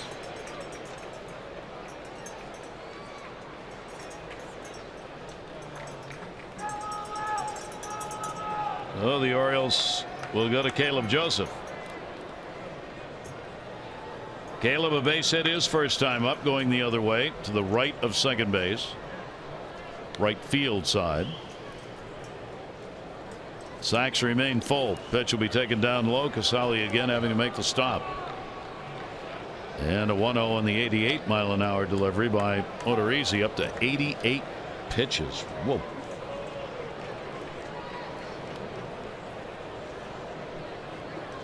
One-0 count. Outfield will shade a bit to right. Caleb Joseph's only had 3 chances like this, 1 for 3. Down to third base. Longoria backed up. Nice play. 1 and 2. Mercy. And the count of 9 lives are about up to 6. The 2 pitchers are. That was a tough play by Longoria.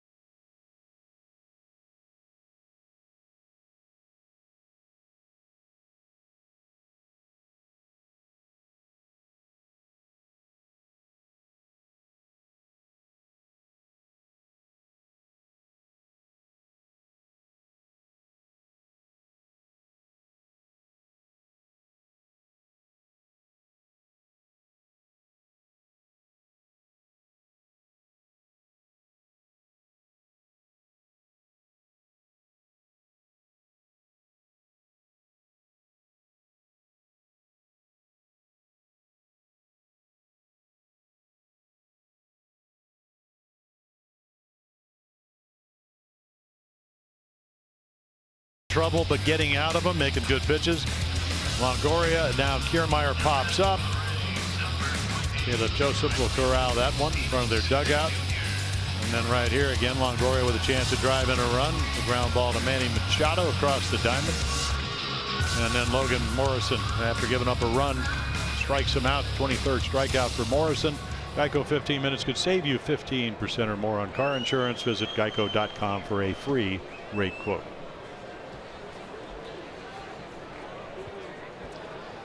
So Jimenez goes back to work. Ball game tied at 1-1. And the pitch on the inside corner for a strike. Steven Souza Jr. picked up a walk. Jimenez has walked 3, 1 intentional. He has 1 strikeout. Odorizzi a walk and a strikeout. Off-speed delivery and a good one at 75. Yeah, the curveball he threw, Logan Morrison, is probably as good as the curveball I've seen him throw in a year. That's how good it was. I mean, struck him out. Doesn't throw it a whole lot. 0-2 delivery is going to go to short. Hardy on the 3-hopper. And you got to really hurry. They got a lot of speed on this team. Gets the out on the ground ball. 1 down. Kiermaier and Casali are due up. Boy, would he like to have a quick inning here. Let these guys 1, 2, 3 and get back to the bench. I don't know what we're looking for over there. Home plate umpire Ron Culpa is checking something. Whatever it is, play goes on. 1 down. In at third base, Manny Machado. There's a number that will play just perfectly for him. He doesn't get him unless he's in, and he got him. Well, part of good defense is really where your preparation, your scouting reports, your anticipation. I mean, you can go right down the list. And you're right, Gary. If you're not playing in, taking the bunt away, that is a base hit. Ubaldo, I'm glad he didn't catch it because he might have beat it out. I mean, good pitch right off the end of the bat. Oh, can't get it, but Manny does. Kiermaier still out by just about a half a step. I'm going to knock on some wood, maybe, as we take a look, as it eludes Ubaldo Jimenez, and then Gold Glover swoops down on it. Maybe an easy inning. Chance for a 1-2-3. Casali grounded out his first time up. 1 run, 6 hits, no errors for the Orioles. 1 run, 3 hits, no errors. The Rays. Each team has left 5 on base. Casali will take it. It is in there for a strike. Rays winning 6 of their last 9 ball games. They're 1 game below 500 now, 9-10. Orioles at 11-7, a game and a half ahead in the division starting today's play. 0-2 pitch is going to miss outside. 1 ball, 2 strike count. Top of the order, Forsythe. That's where Jimenez does not want to go. 1-2 pitch. And that'll be way down low. 2-2. Yeah, the Red Sox, they're a game over. Toronto at 10-11. Red Sox at 10-9. Porcello has won his 4th straight decision. So that $100 million they invested looking a little bit better. 2-2 delivery on the way, and 3-2. This will be the 5th count with 3 balls in it, and the second 3-2 count Jimenez has had. Nobody on, 2 down. Full count delivery, and he got him. So Jimenez gets his second strikeout in his first clean inning. Ball game tied at 1. Take a look at our Honda do-ups. Record: Jones, Machado.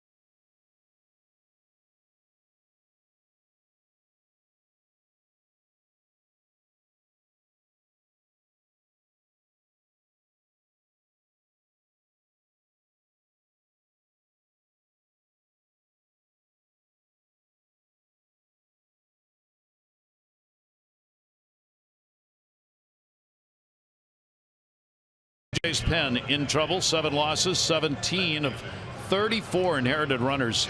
That's the second worst number behind the Marlins. Tuesday going on right now. First ever matchup between Luis Severino and Texas's Nomar Mazara. Neither of them was born when Award was drafted in '93, and he's playing in that game. Albert Pujols, 3 home runs last 2 games, moving up on the chart. Palmeiro is next in the home run chase for Albert Pujols. Yeah, 3 in the last 2 games, and 2 of them last night. Trout probably hit about a 430-foot line drive that looked like he was just up to Gal. Right into the shift. And first out recorded on the ground ball. Rickert 0 for 3 in the game. Our PNC minor league report. Well, a reliever and actually getting on a roll. Last year he pitched at Aberdeen, 2014, the GCL Orioles, signed by Baltimore native Beam Albany.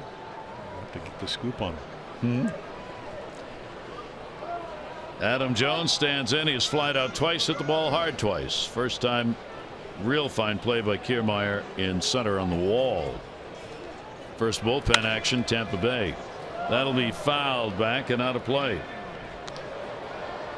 Now you see Romero, Odorizzi piling up the pitch count again, which he was trying to avoid in this game.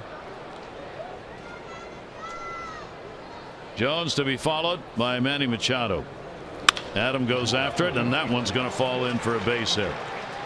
He's earned it with the 3 at bats he's had. He picks up the single with 1 down here in the 5th. Don't hit it so hard it might fall in. Yeah, exactly. Both of them. I mean, that's 3 really good at bats. Jim Hickey on his way out, the pitching coach.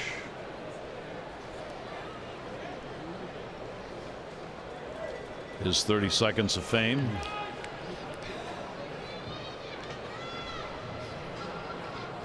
Okay, I want you to forget what happened in Baltimore a couple of weeks ago when he went. We didn't go 4 for 4 off him, but he did go for 4 for 4 that night. And should have summoned what happened when he hit the home run off you, and don't do it again tonight. Against the Orioles. Yeah, he gave up 4 runs on 9 hits, 6 innings in that ball game. Took the loss in the one of the 4 starts he has had, and that's what his record is, 0-1, as he was non-decisioned in the other 3 starts. So Manny Machado will stand in. 1 down, runner at first, Adam Jones. Manny thought about it, and it will miss. He has popped out, flied out to right, 0 for his last 11. Chris Davis waiting on deck. Of course, I am joking. I mean, pitching coaches go out with positive thoughts. You know, you got out of the bases loaded problem last inning, made a great pitch to Scope, double play ball to Caleb Joseph. Got him! Picked him off with what was a perfect throw, with Jones trying to get back in. Adams looking over to his manager saying, you gotta take a look at that. First base umpire making the call, Chris Conroy. Yeah, might have got him, and again, if you're going to challenge it, you have to see something that would change the call, and I'm not sure it's there. If you hold the ball, sometimes it's just to get a slight. See, you saw that slight lead, and that's just enough. Of course, from that angle, it looks like he's safe. And the other one, maybe not so much. Adam thought he was safe, but he wasn't, and he's coming off. So now we know what Jim Hickey said. Pick him off. Pick him off. It's all Jim's idea. Yeah, there you go. Easy as that. Morrison didn't have to do anything over there, which is exactly what you want. Just catch the ball in the glove, and it's right on the runner coming back to the bag. So 2 down. Machado 1-0 delivery, and the pitch that will be taken for a ball. Casali thought he had a strike on that one. 2 down, bases empty. That play may keep Odorizzi in the ball game a little longer. Fouled off if he can get Manny out of there and retire the side facing only 3. Orioles RBI. Trumbo got it. 4th inning, base hit, bringing home Davis, who had doubled, tying the ball game up after Forsythe hit by a pitch would score in the 3rd. Played by Kiermaier. No runs on 1 hit, no errors, nobody left on base. Bottom of the 5th inning here at the Trop. 1-1.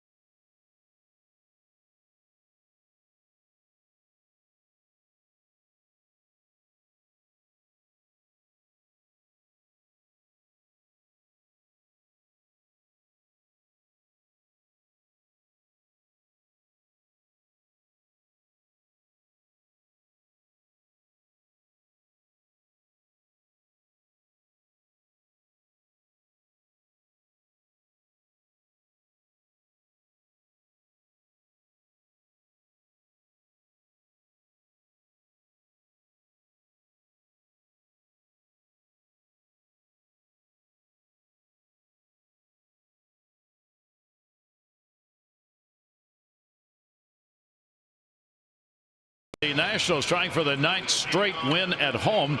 Would be the longest streak at Nationals Park at RFK Stadium. They had won 12 for a streak in 05. The Braves have not homered in 14 straight, tying the longest streak since the team moved to Atlanta.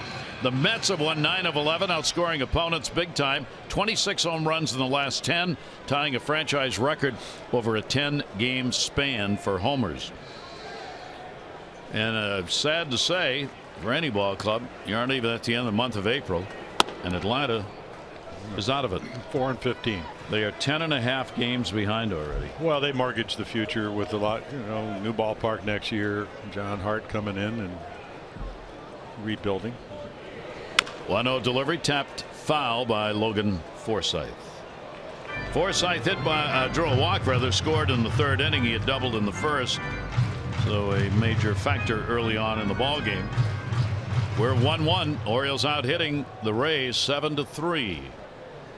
Each team still with the 5 left on base. Leadoff batter will take the pitch down low for a ball. Yeah, well, you made a good point about why they lead him off. Last year he got on base 36% of the time. It's a high on base percentage. And then of course he did hit a lot of home runs. Shortstop Hardy's backs up in the big hop. Got to hurry. Yeah. Good help by Davis. He scurried over there, backpedaling to get the good hop. Everybody says shortstops they can pick their hops. I'm not sure they can always do that on turf, but he scrambled back to get the good one. Hardy gives a flick of the glove to his first baseman for a little help. Miller has doubled and grounded out. He'll draw Manny Machado again in at 3rd base. That ball is a bloop. Jones, no chance. Bounces off his body. Turn made. Halfway. Goes back as Adam gets the throw into second base. Well, there he is. Always wanted to play shortstop. That was kind of a short stop like play. What's this? What? Goal! I mean, it's like a soccer play. Yeah. I haven't never seen that. No card on that. Yeah. He hit it with his foot. And then here comes the shortstop part when he goes over and swoops down on it and throws it sidearm. I think Wayne Kirby taught him that. There's Wayne, Orioles first base coach, outfield coach. Well, he held him to a single. However, he got it done. So Miller is on with his second hit. Longoria now. He is grounded out, hit into a fielder's choice. Longoria 1 for 6 in the 2 games. Evan will take the pitch for a strike. I was talking with Evan before the game about the trip they made to Cuba during spring training and played there. And he was so impressed. Loved it. They're thinking of going back. He was kind of joking. He said, if I don't make the All-Star team, I think the All-Star break, I'm going back to Cuba. Swing and a miss on a pitch down in the dirt. They were all the players and management. Kevin Cash, the coach, said that they were surprised at the modernness. And now granted, they're in the best area of Havana, but they were even surprised that it was as good as it was. The facilities, the hotel, transportation, and they had a great time and said the people could not have been nicer. 0-2 the count.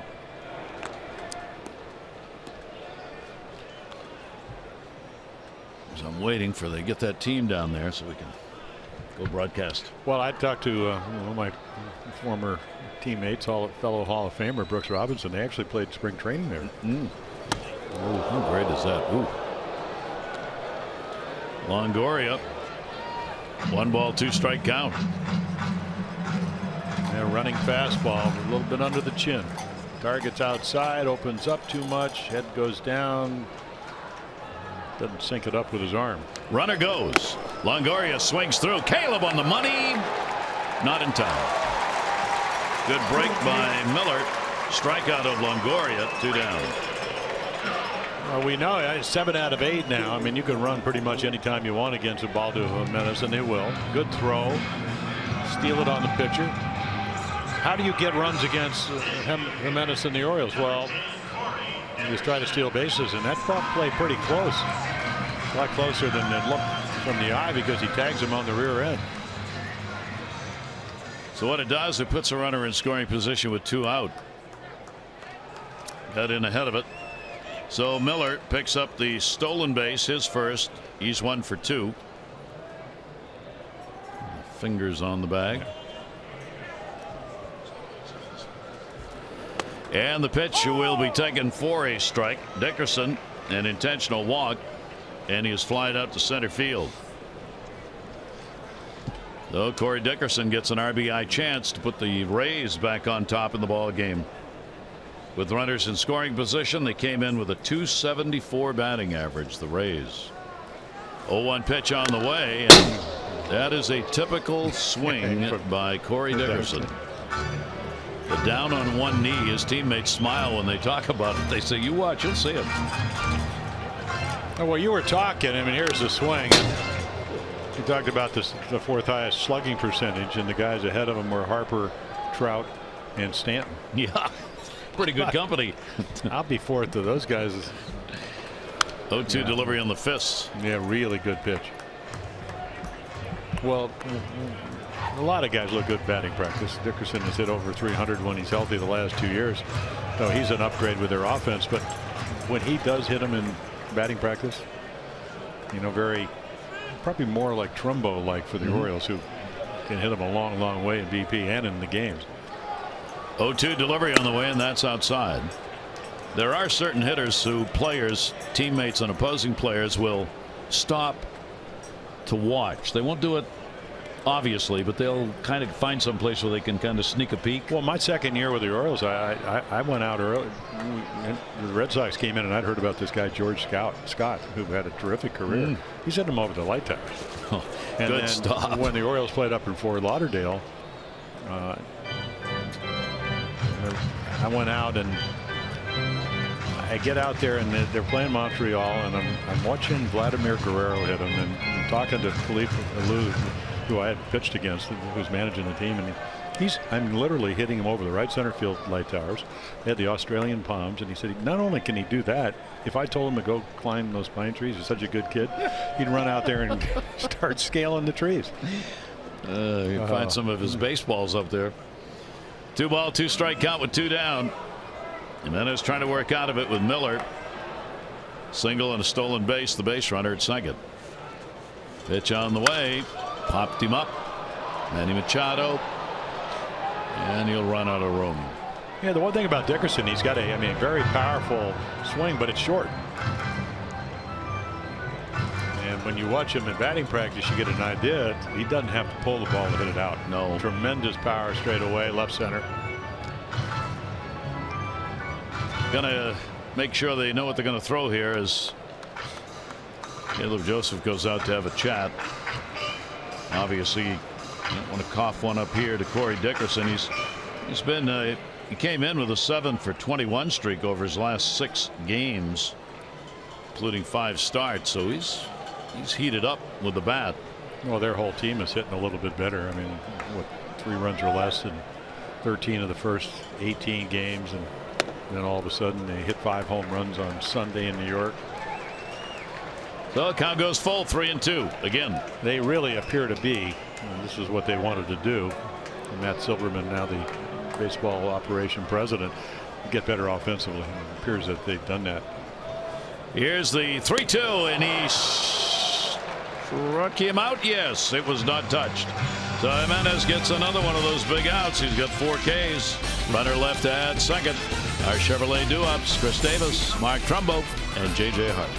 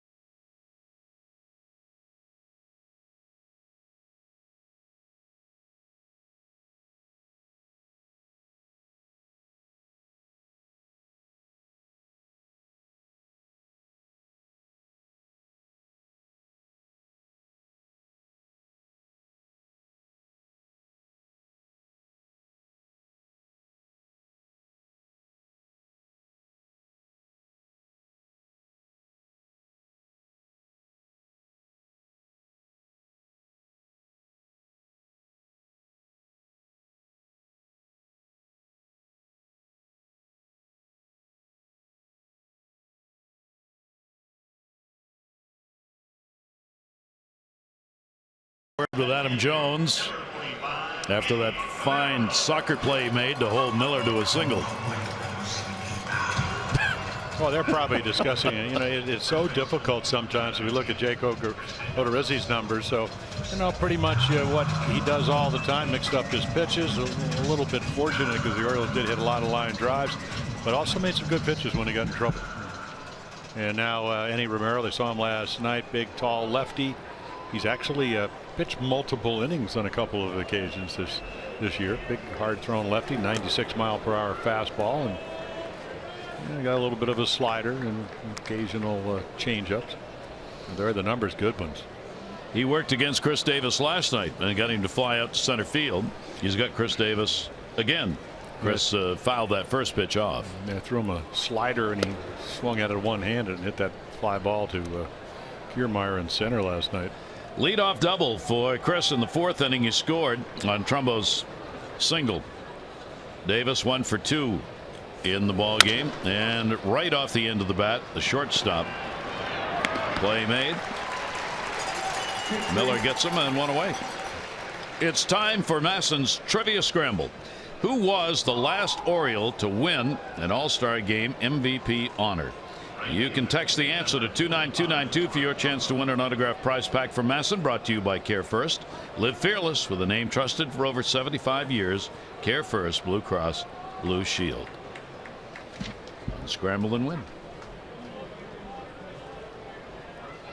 Quick out here. Here is Trumbo.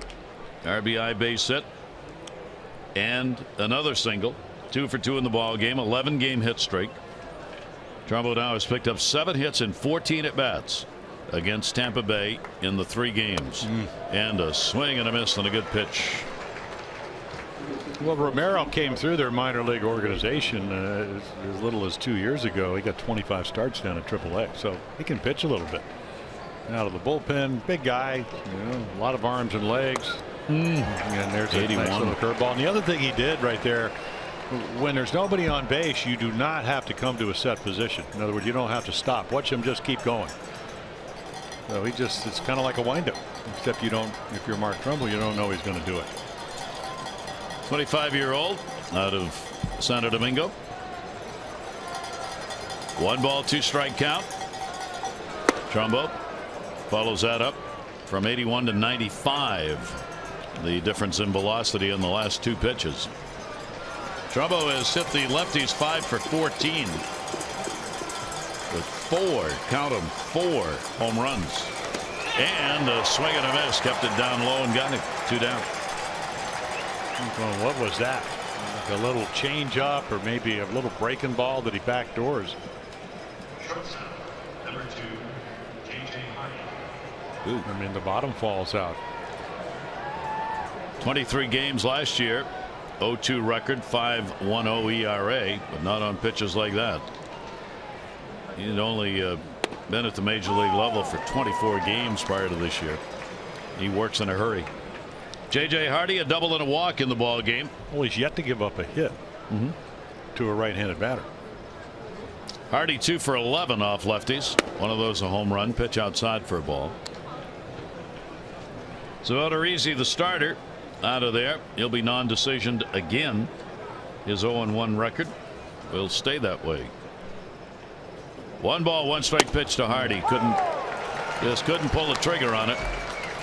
Well, 1-2. We're getting back to Archer type of stuff here, but he's left-handed. Chris Archer is throwing anywhere from 93 to 97, dropping off change-ups and sliders. 1-2 pitch to Hardy up the middle. That's right where they were playing him. Forsythe. And a 1-2-3 inning out of the bullpen for Romero. Bottom of the 6th coming from the Trop. Runs again. Hard to come by.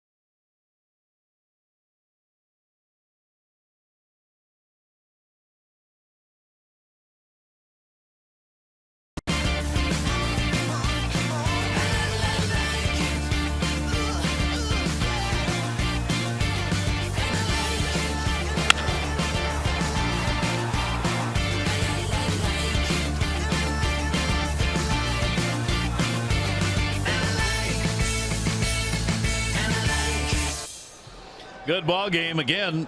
All about pitching. It is tied at 1-1. Jimenez stays out here in the bottom half of the 6th inning. Desmond Jennings, RBI, sac fly, came in the 3rd, accounting for the Tampa Bay run. Pitch is on the outside corner for a strike. Jennings is also grounded out. Morrison, Souza to follow. Jimenez with a 1-1 pitch. Check swing. Did he go? Nope. Here in this ballpark, the ball to Jimenez has 2 previous starts. He's 1-1, a 4.91 ERA here at the Trop. Part of that 4-1 overall mark he has against Tampa Bay. And that's there for a strike. Came back inside. I think Desmond might have thought it was a tad low. Big difference, 3-1, 2-2. Especially in a 1-1 ball game. 2-2 pitch, and we'll strike him out. Coming up and in. 5 strikeouts for Jimenez, including 3 in a row. No, he's now struck out, what, 4 out of the last 6 batters. Good riding fastball every once in a while. He'll throw the 4-seamer. doesn't have as much movement, but it'll stay a little straighter. Made a perfect pitch up and in. He gets the first out here in the 6th inning. Morrison a double, and he is struck out. Ooh, pulling the string at 83 had him leaning out in front. Well, 4 hits, 3 of them doubles. And the game started off with one. I mean, Logan Morrison hit one 2-strike pitch over his head, clubbed it down the left field line, and broke really a 4 for 50 streak. 0-1 delivery by Jimenez. Typical game so far, and in fact over the years here at the Trop with their great pitching, that the runs are hard to come by. They've averaged less than 2.5 runs, 2.4 here at home, and that's tough. 1-1 delivery on the way down to first. That'll be fouled off. Nice backhand play made. 1 ball, 2-strike count. Morrison, Souza to follow. Their pitching here at home, though, this year so far much better. 2.45 ERA, 4.6 on the road. 1 ball, 2-strike delivery, and that one will take a bounce. 2 ball, 2-strike count. The Jimenez over the 90 mark now in pitches thrown. Orioles have not yet had anybody up in the bullpen. 2-2 delivery, puts that one in the air to center. Jones backing up, will put it away. 2 down. Well, the day after the Orioles win and score 5 or more runs, get 50% off regular menu price online orders at papajohns.com. Promo code Orioles5. Better ingredients, better pizza. Papa John's. Yeah, you seem like the ball off the bats hit pretty well once the game starts, and it just dies a little bit. And he's got a lot of room, right center, left center. Not the power hours as much as just to the really right and left of dead center field here. Yep. 2 down, nobody on. Steven Souza Jr. A walk and a ground ball out. You saw Adam talking to folks. There's a little screened in area where people can actually watch the ball game out there in left center field, right where he caught the ball. Adam was having a little chat with them. There they are. It's like a family area, maybe. That one's going to go to left. That's going to fall in for a base hit. Reichert up. 6-game hit streak or Steven Souza Jr. and he's on with a 2-out single. They have ice cream there, so we know it's a great place to watch the game. That's all you need to know. Didn't you throw in one of the promos a gelato or something? Was that the? Have you been to the gelatos right up the street from the hotel? No. Oh, magnificent. So I come gelato. out of the front door, do I go right? You go right, and then you go left, right on the main drive, right there, Beach Drive. Yeah. And there's a gelato shop on the right. And I'm telling you, imagine you found that. It's as good as it gets.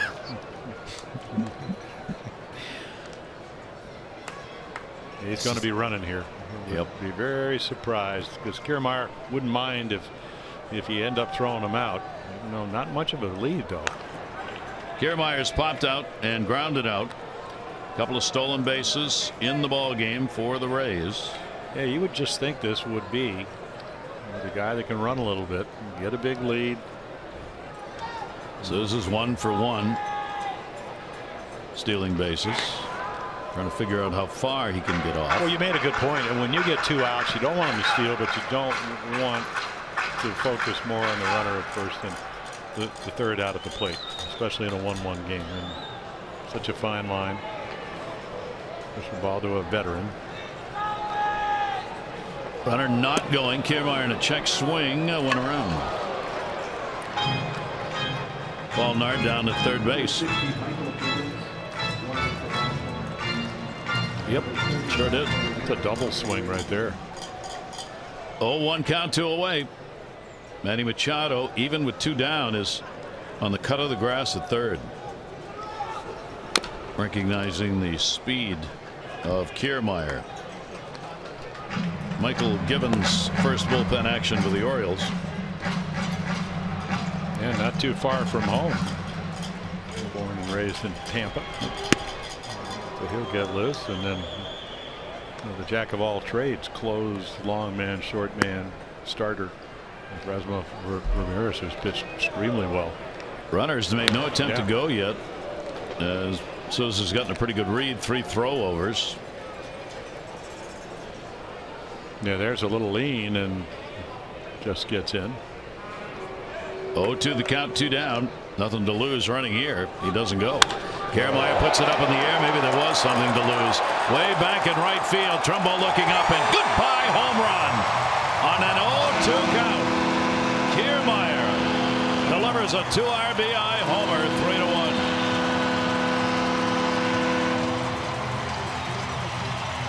Oh, 2. We already told you about all the runs they score with 2 outs. What was it, 59.7%? Well, that number just went up. We take a look. They try to come in. Boy, and they don't get it there. If you're coming in 0-2, you better get it in. What did Doug Brocail, pitching coach, with her? One of the body parts have to move a little bit. He just makes a mistake in the middle of the plate. You're trying to protect, puts a good swing on it, and they take a 2-run lead. So simple to do.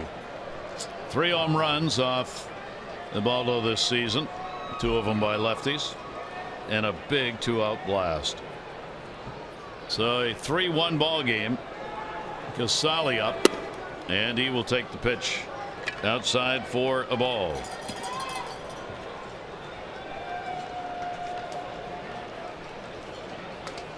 One ball, 1 strike count. Swing and a miss and a pitch down. Kiermaier had not had a hit against the Orioles this year. He was 0 for 10. But he's got one now, and he's got a couple of RBIs. His 5th career home run against the Orioles. Passing the 100 pitch count mark. 1-2 delivery, and that's there, and he got him. So 6 strikeouts, but a big blow with 2 down, a single. That set the inning up for Kiermaier's home run. 3-1.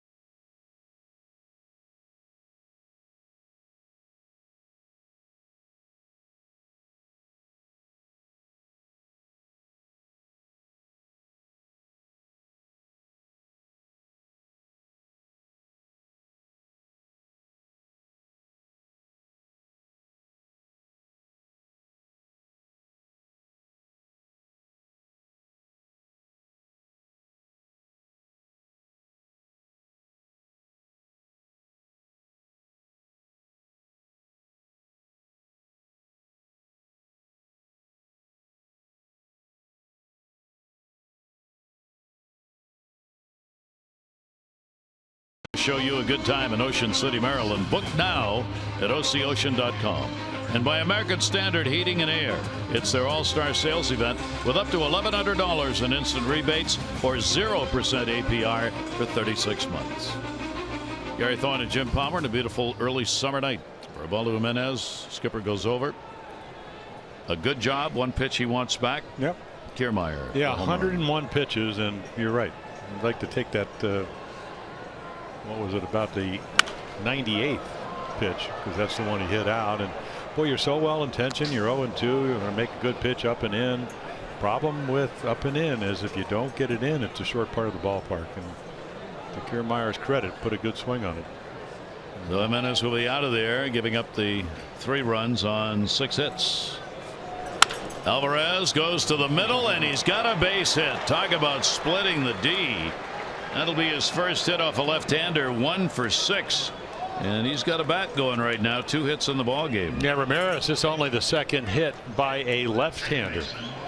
And again, it's just a little slider. He stays with it. Boy, good plate coverage makes it very difficult sometimes to get hitters out. And here comes Kevin Cash. So he wanted the lefty in there against Alvarez, had the bullpen ready to go, and will make the change right here. So Ramirez will come on. Romero is out. The Orioles have the potential tying run at the plate.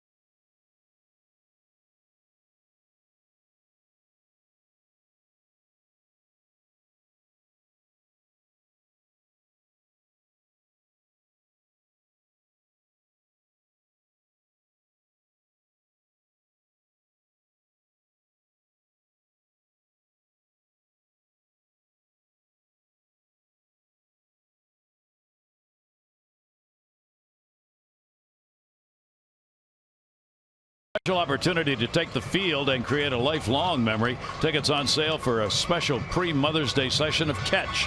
Prior to the O's taking on Oakland at 1:35, go to Orioles.com/catch for information on packages including game tickets and on-field access. That's Orioles.com/catch. And your Jiffy Lube pitching change brought to you by Jiffy Lube, where participating stores now do brake services. Stop in and let Jiffy Lube inspect your brakes today. So Ramirez on 4 in a row last night. He's done a nice job. He's got a sinker, a real good one, little slider, just saw it there, and then a changeup.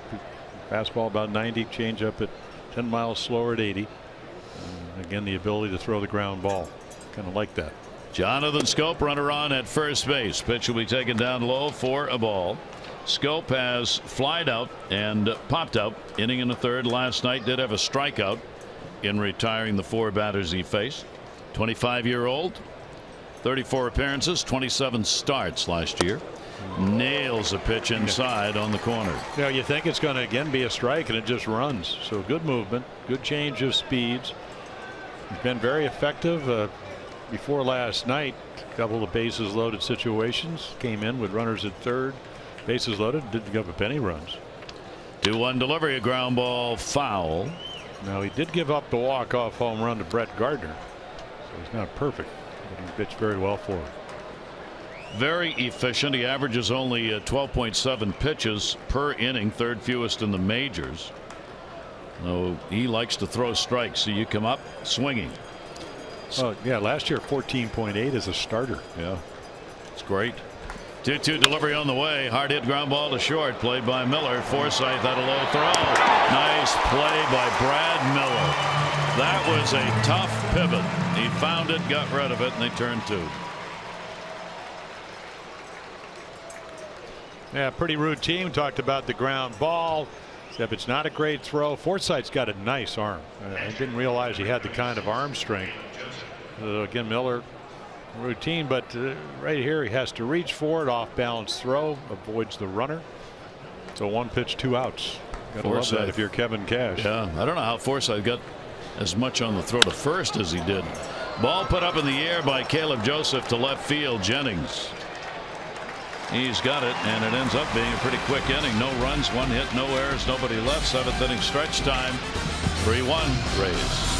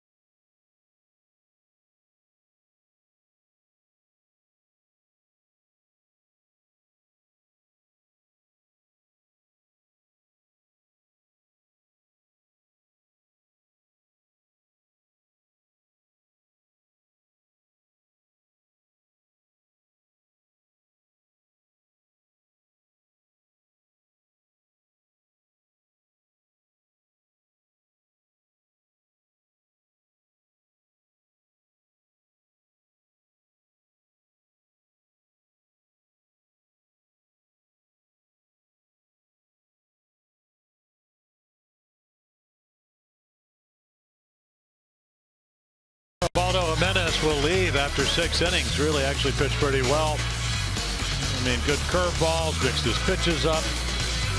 Early run and then the 2-run home run to Kiermaier. Other than that, again, one of those games where you get some run support. Didn't get it tonight. Keeps him in the game. And Michael Gibbons will come on. He's on a skein of 8 consecutive scoreless appearances. Good fastball, 93 to 97. Hard slider, occasional changeup. So Gibbons' job to hold the fort. 10th game. Solid ERA. The 10 strikeouts in 9 innings. Yeah, Gary gave up 2 runs in his first outing of the year back on April 4th to the Twins. And in fact, all 3 runs are against the Twins first couple of games, and since then has been unscored on.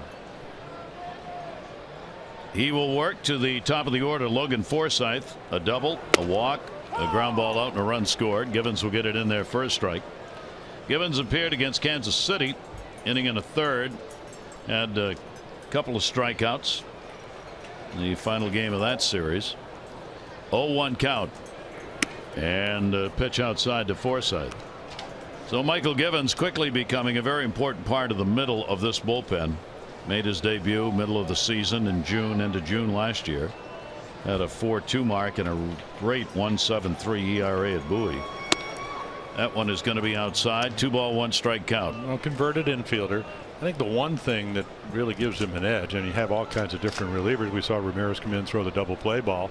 He can strike people out, but Givens is striking out over 12 per 9 innings. So you have somebody, and usually pitches occasionally when he has inherited runners. You can use the strikeout and he can get it for you. But he's got to throw strikes. He can get a little bit wild. And sometimes wild in the strike zone. But very, very good arm. 3-1 delivery on the way, and that'll be down the line in right field. Trumbo going over and can't get it. It'll take a hop into the corner, bounces off. Double, stand up, he'll stay there. Forsythe, big night. His second double and 3 of the 4 plate appearances he's been on. Yeah, just didn't get a good read, and Mark knows that. You know, the ball hit slicing away, and then right here, just again, he's a first baseman playing the outfield. So again, his best position is at first.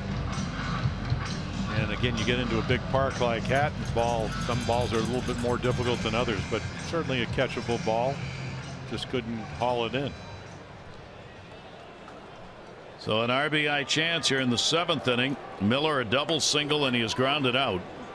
Corners are in for the Orioles, and the pitch taken for a strike. Tampa Bay, even though they've got a 3-1 lead, they still have not had a hit with a runner in scoring position. They are 0 for 7. You know, Miller would like to get it, but he certainly would like to hit something to the right side and advance the runner. 0-1 delivery to him is going to be popped up. It'll come back and over the screen. Well, Miller's bat may be heating up going into the series. He was struggling, trying to find some hits.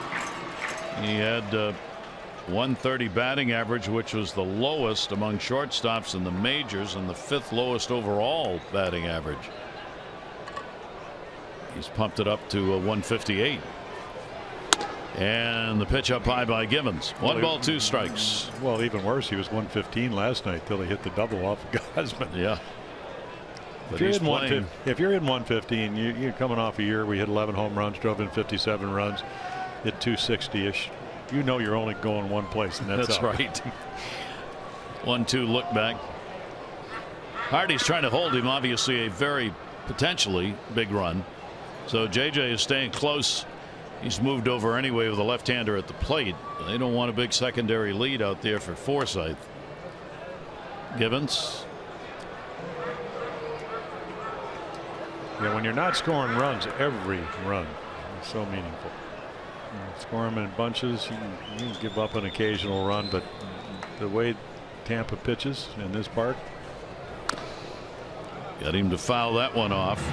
Orioles have scored only 1 run in the last 24 innings.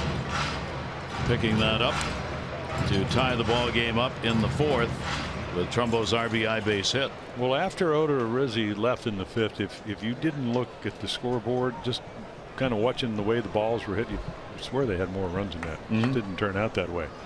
When he got in trouble, he was able to pitch out of jams. 1-2, runner off second base. That'll be outside. And a 2-ball, 2-strike count. So Miller hanging in, trying to get one. You can at least move the runner up with, as Jim said, or better yet, would love to pick up the RBI. Miller 1 for 9. Runners in scoring position. Will take it away. So Givens trying to come close enough to get him to swing on a pitch outside.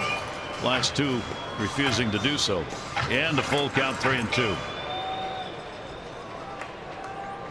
Outfield deep in the left and right. Jones in center, fouled off. Machado will give chase. And no play.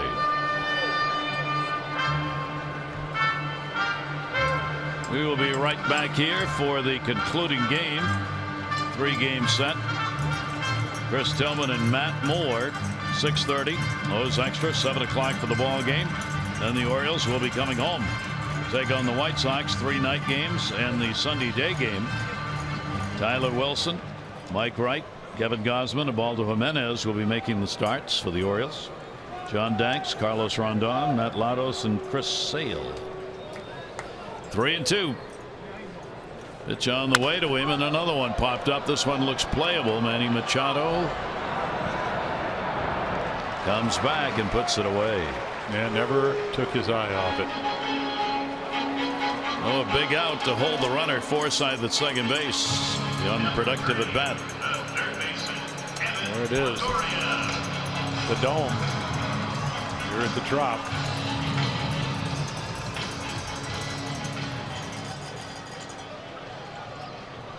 Evan Longoria. He's had an 0 for 3 in the ball game, 1 for 7 in these 2 games. Longoria. 1 home run, couple of RBIs against the Orioles this year. Takes a strike on the inside corner from Givens. 3-7-0 for the Rays, 1-8-0 for the Orioles. As was true last night, a pitcher dominated game so far. 0-1 delivery, and really went after one away. Well, there is so much deception and movement and velocity. This ball way outside, but he didn't think it was going to be, because again, the deceptive nature of Michael Givens' windup. If you're right-handed, he kind of steps right at you. Set up, down and away, pick off throw. It's Jonathan Scope. Yeah, really quick tag.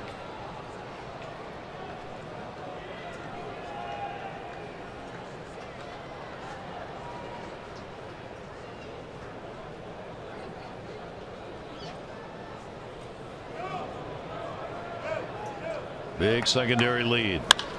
Another one popped up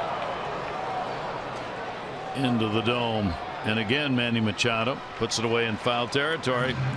So Givens got a couple of big outs. This copyrighted telecast presented by authority of the Orioles may not be reproduced or retransmitted in any form. And the accounts and descriptions of this game may not be disseminated without the express written consent of the Orioles. Leadoff double by Forsythe. He's still out there at second base. Dickerson coming up. He'll be walked. And that will leave it up to Jennings. Second intentional pass the Orioles have issued. Jimenez one of them, and it was Dickerson. Now Givens to Dickerson. Trying to stay away from a big blast and a 2-run homer. Take the chances with Jennings.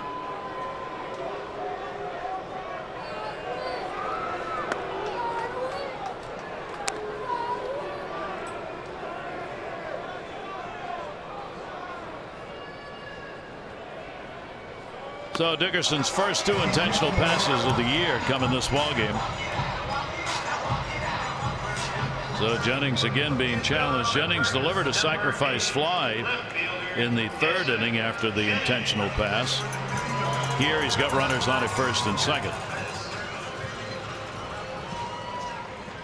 Now coming off that knee injury, only played in 28 games last year. You got Steve Galtz, the right-hander, and then, as you can see, Xavier Cedeno. It is in there for a strike. 94. 0-1 count on Jennings.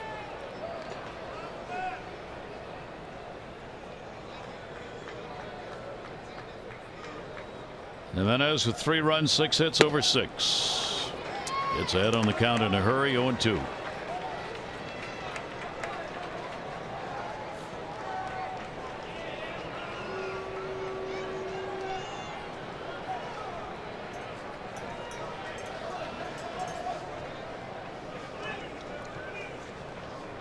Two-strike delivery by Givens, and that will be fouled off. Pulled that one right out of the mitt on Caleb Joseph.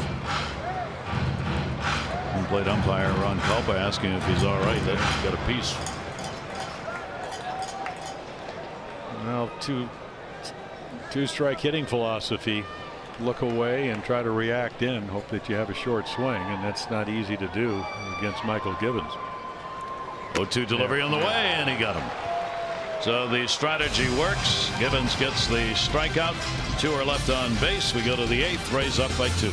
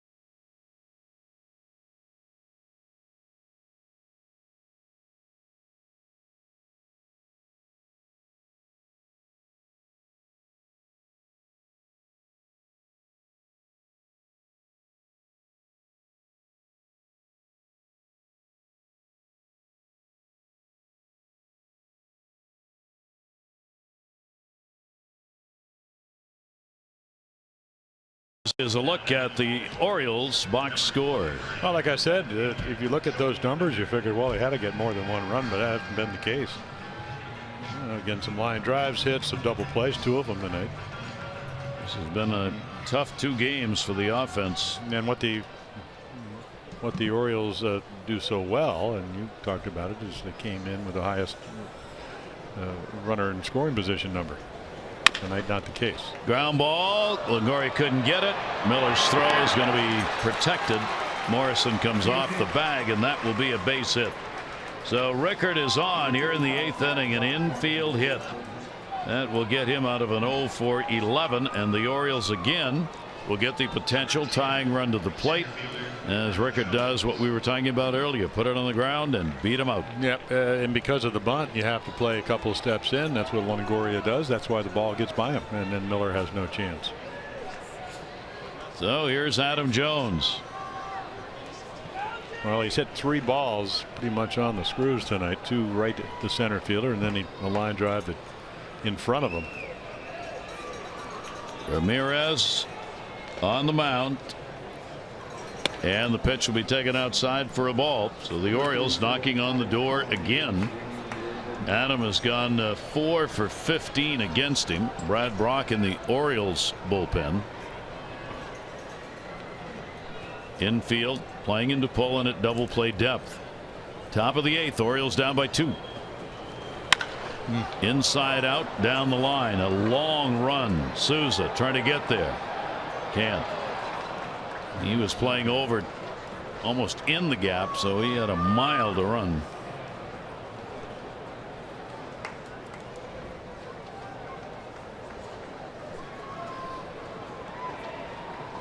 Adam Jones with a 1-ball 1-strike count.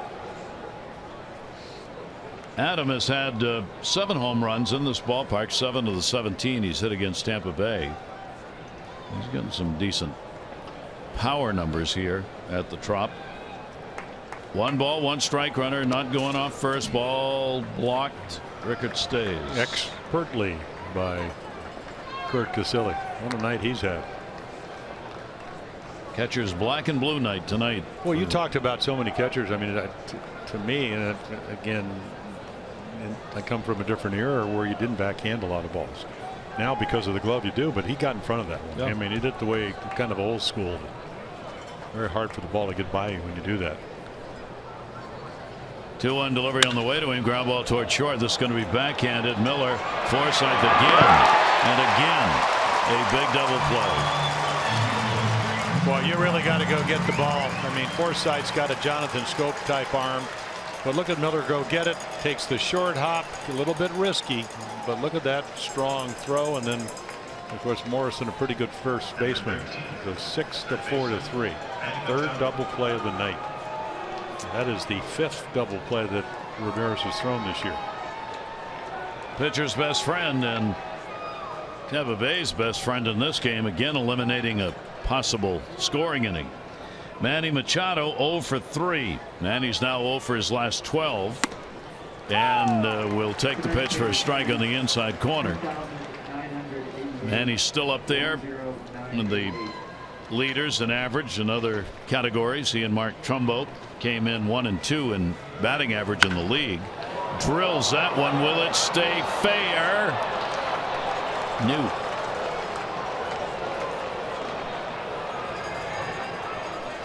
Yeah, Ramirez, he didn't want to pitch up in the zone. That's where he got it, but he hooked it foul. So Manny comes back. 4 for 18 off Ramirez for Manny with 1 home run. 0-2 delivery, and we'll just miss a little bit outside.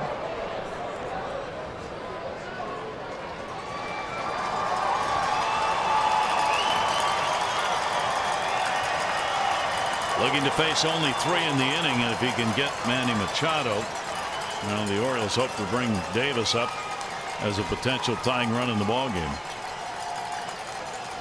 1-2 delivery, and he takes that one outside. And then Kevin Cash can come out of the dugout and bring in Cedeno. Match him up. Yep, that's what he did yesterday. Matched up in the 9th inning. 2-2 with 2 down. To the middle. Forsythe got him. Morris Infield's playing some good baseball behind their starters. No runs on 1 hit, no errors, and nobody left on base. Bottom of the 8th coming up.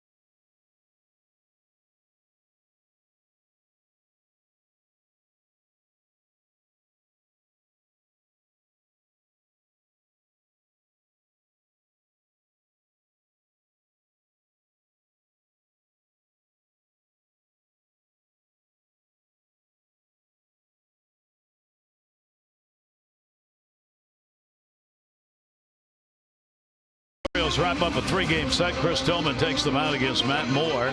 Coverage on MASN 2 begins at 6:30 with those extra presented by Jeep, followed by game coverage at 7. All the access you need right here on MASN.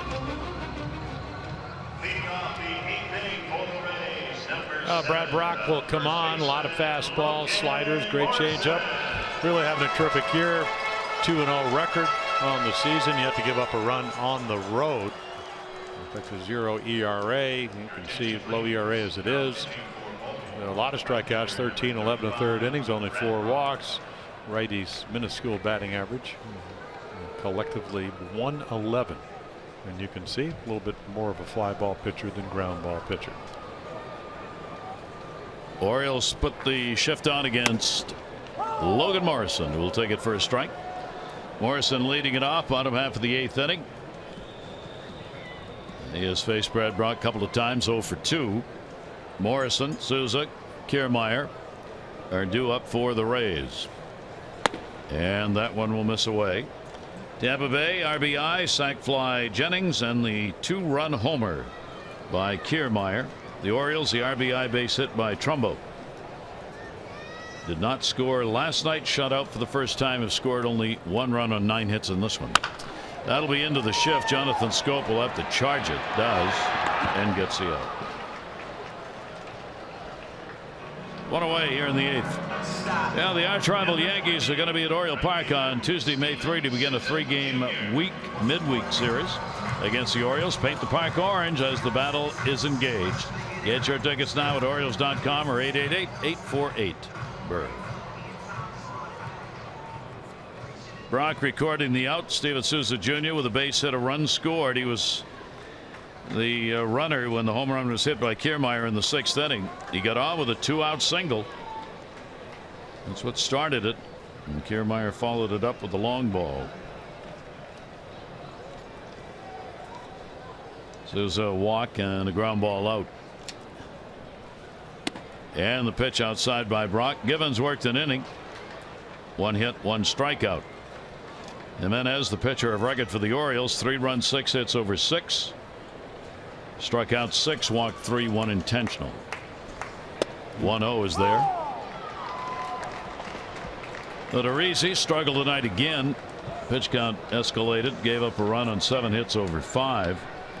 Romero worked an inning plus, a strikeout and a hit, could be the winner. 1-1 pitch on the way. Did he go? No.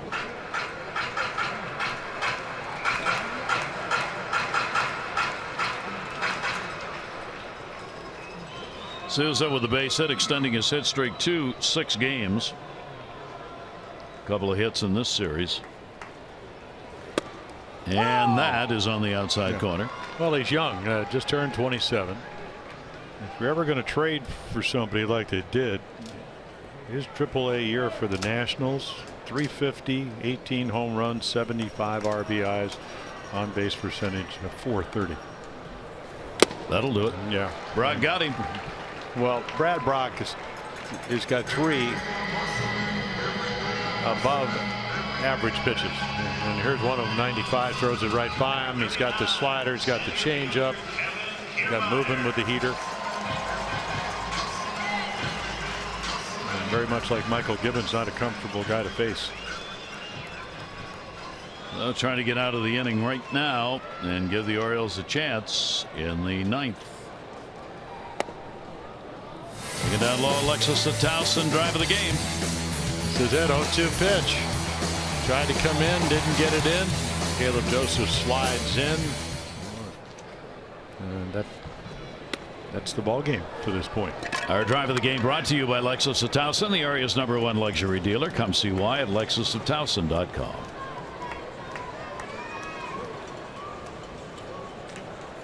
Two-0 count, 2 down. Kiermaier will take that one at the knees.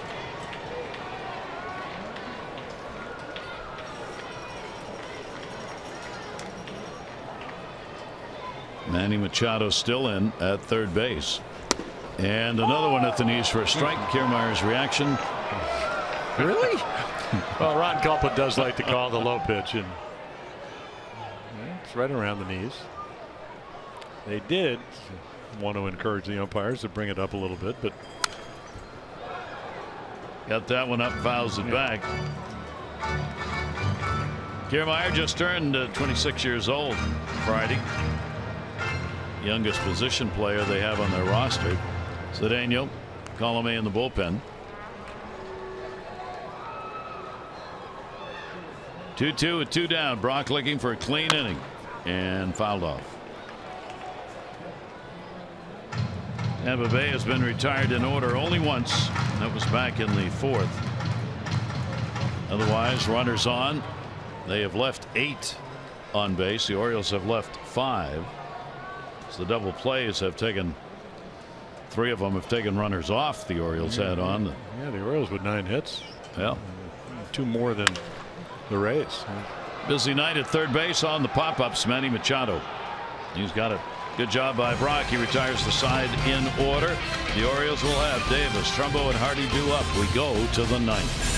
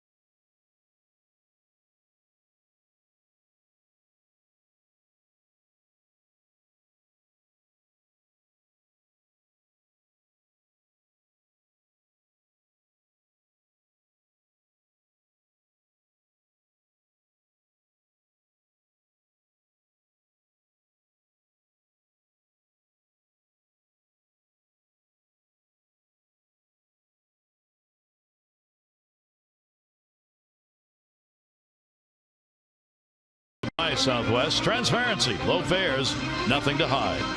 And by visitannapolis.org. Create your moment at visitannapolis.org. To the 9th inning here at the Trop. The greatest shirt ever created by any designer anywhere continues to be worn here at the Trop. Well, the Orioles hope it's a rally shirt. Xavier Cedeno came in and got Chris Davis out last night. Fastball, a little slider. Didn't really see a change up. So low numbers, not a lot of walks. Kind of one of the lesser of evils. Lefties are 4 for 12, so they're hitting .333. But Colomé, who's getting loose in the bullpen, lefties are 4 for 8. So they bring the lefty in, even though he hasn't matched up to this point as well as Kevin Cash would like. Davis has had a double and scored in the ball game. The Orioles' only run. Trumbo followed with a single in the 4th inning, 1 for 3 in the game. Right now, this is a repeat of last night with Romero, Ramirez, Cedeno, and Colomé. If Colomé comes in, and I'm sure he will. 0-1 delivery to Chris, popped him up. Shallow center, second base, Forsythe. And he's got it. 1 down in the 9th inning. Visit MassonSports.com. Care First to vote for tonight's Care First Fearless Player of the Game. Live fearless with the name trusted for over 75 years. Care First, Blue Cross Blue Shield. Cedeno, he does his job. Colomé, righties only 1 for 19. Another matchup. It is like last night.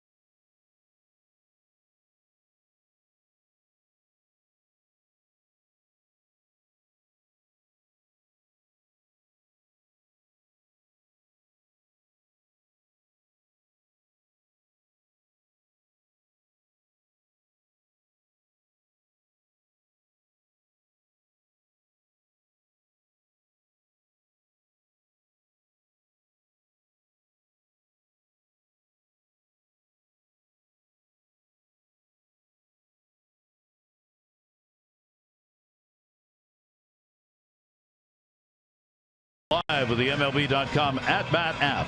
Stay up to the moment. Any moment you get live game video highlights, StatCast, news, and more. You'll find it. You can download it. MLB.com at-bat, #1 app for live baseball on your phone or tablet. Ninth inning, one away. Here's Colomé. Yeah, and he's got a not only does he throw it a lot at 96% of the time, but he's got a power arm, fastball in the mid-90s.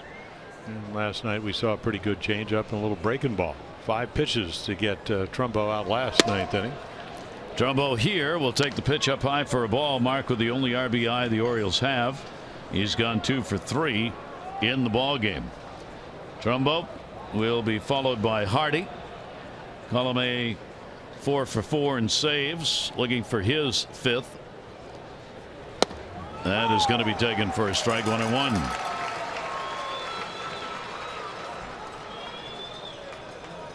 Orioles left a couple in scoring position in the second.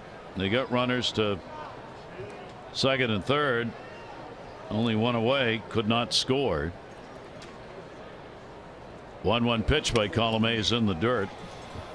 Did it again in the 4th inning when they picked up their run. They again had runners in scoring position, a couple, but a double play would end that inning. Leadoff man on, 7th inning, double play took care of that. Leadoff man on, 8th inning, double play took care of that. Yeah, well, the situational hitting, when they got the bases loaded in the 4th before the double play, scope popped up. Roder-Rizzi made a real good pitch. So again, not the inability to get the ball out of the infield, and then the double play ball. Trumbo will take the walk here if he can get it, with Hardy on deck.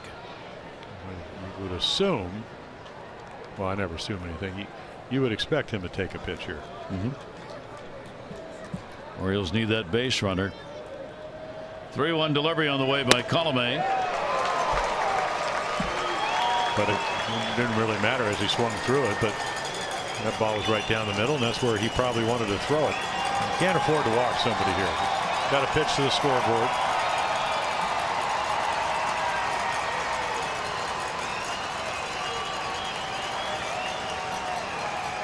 Three balls, 2 strikes.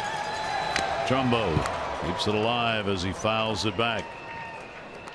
Well, the Orioles battling here in the 9th inning, down by a score of 3-0. The Kiermaier home run came in the 6th. Last run scored. Jimenez, Ubaldo, pitcher of record for the Orioles.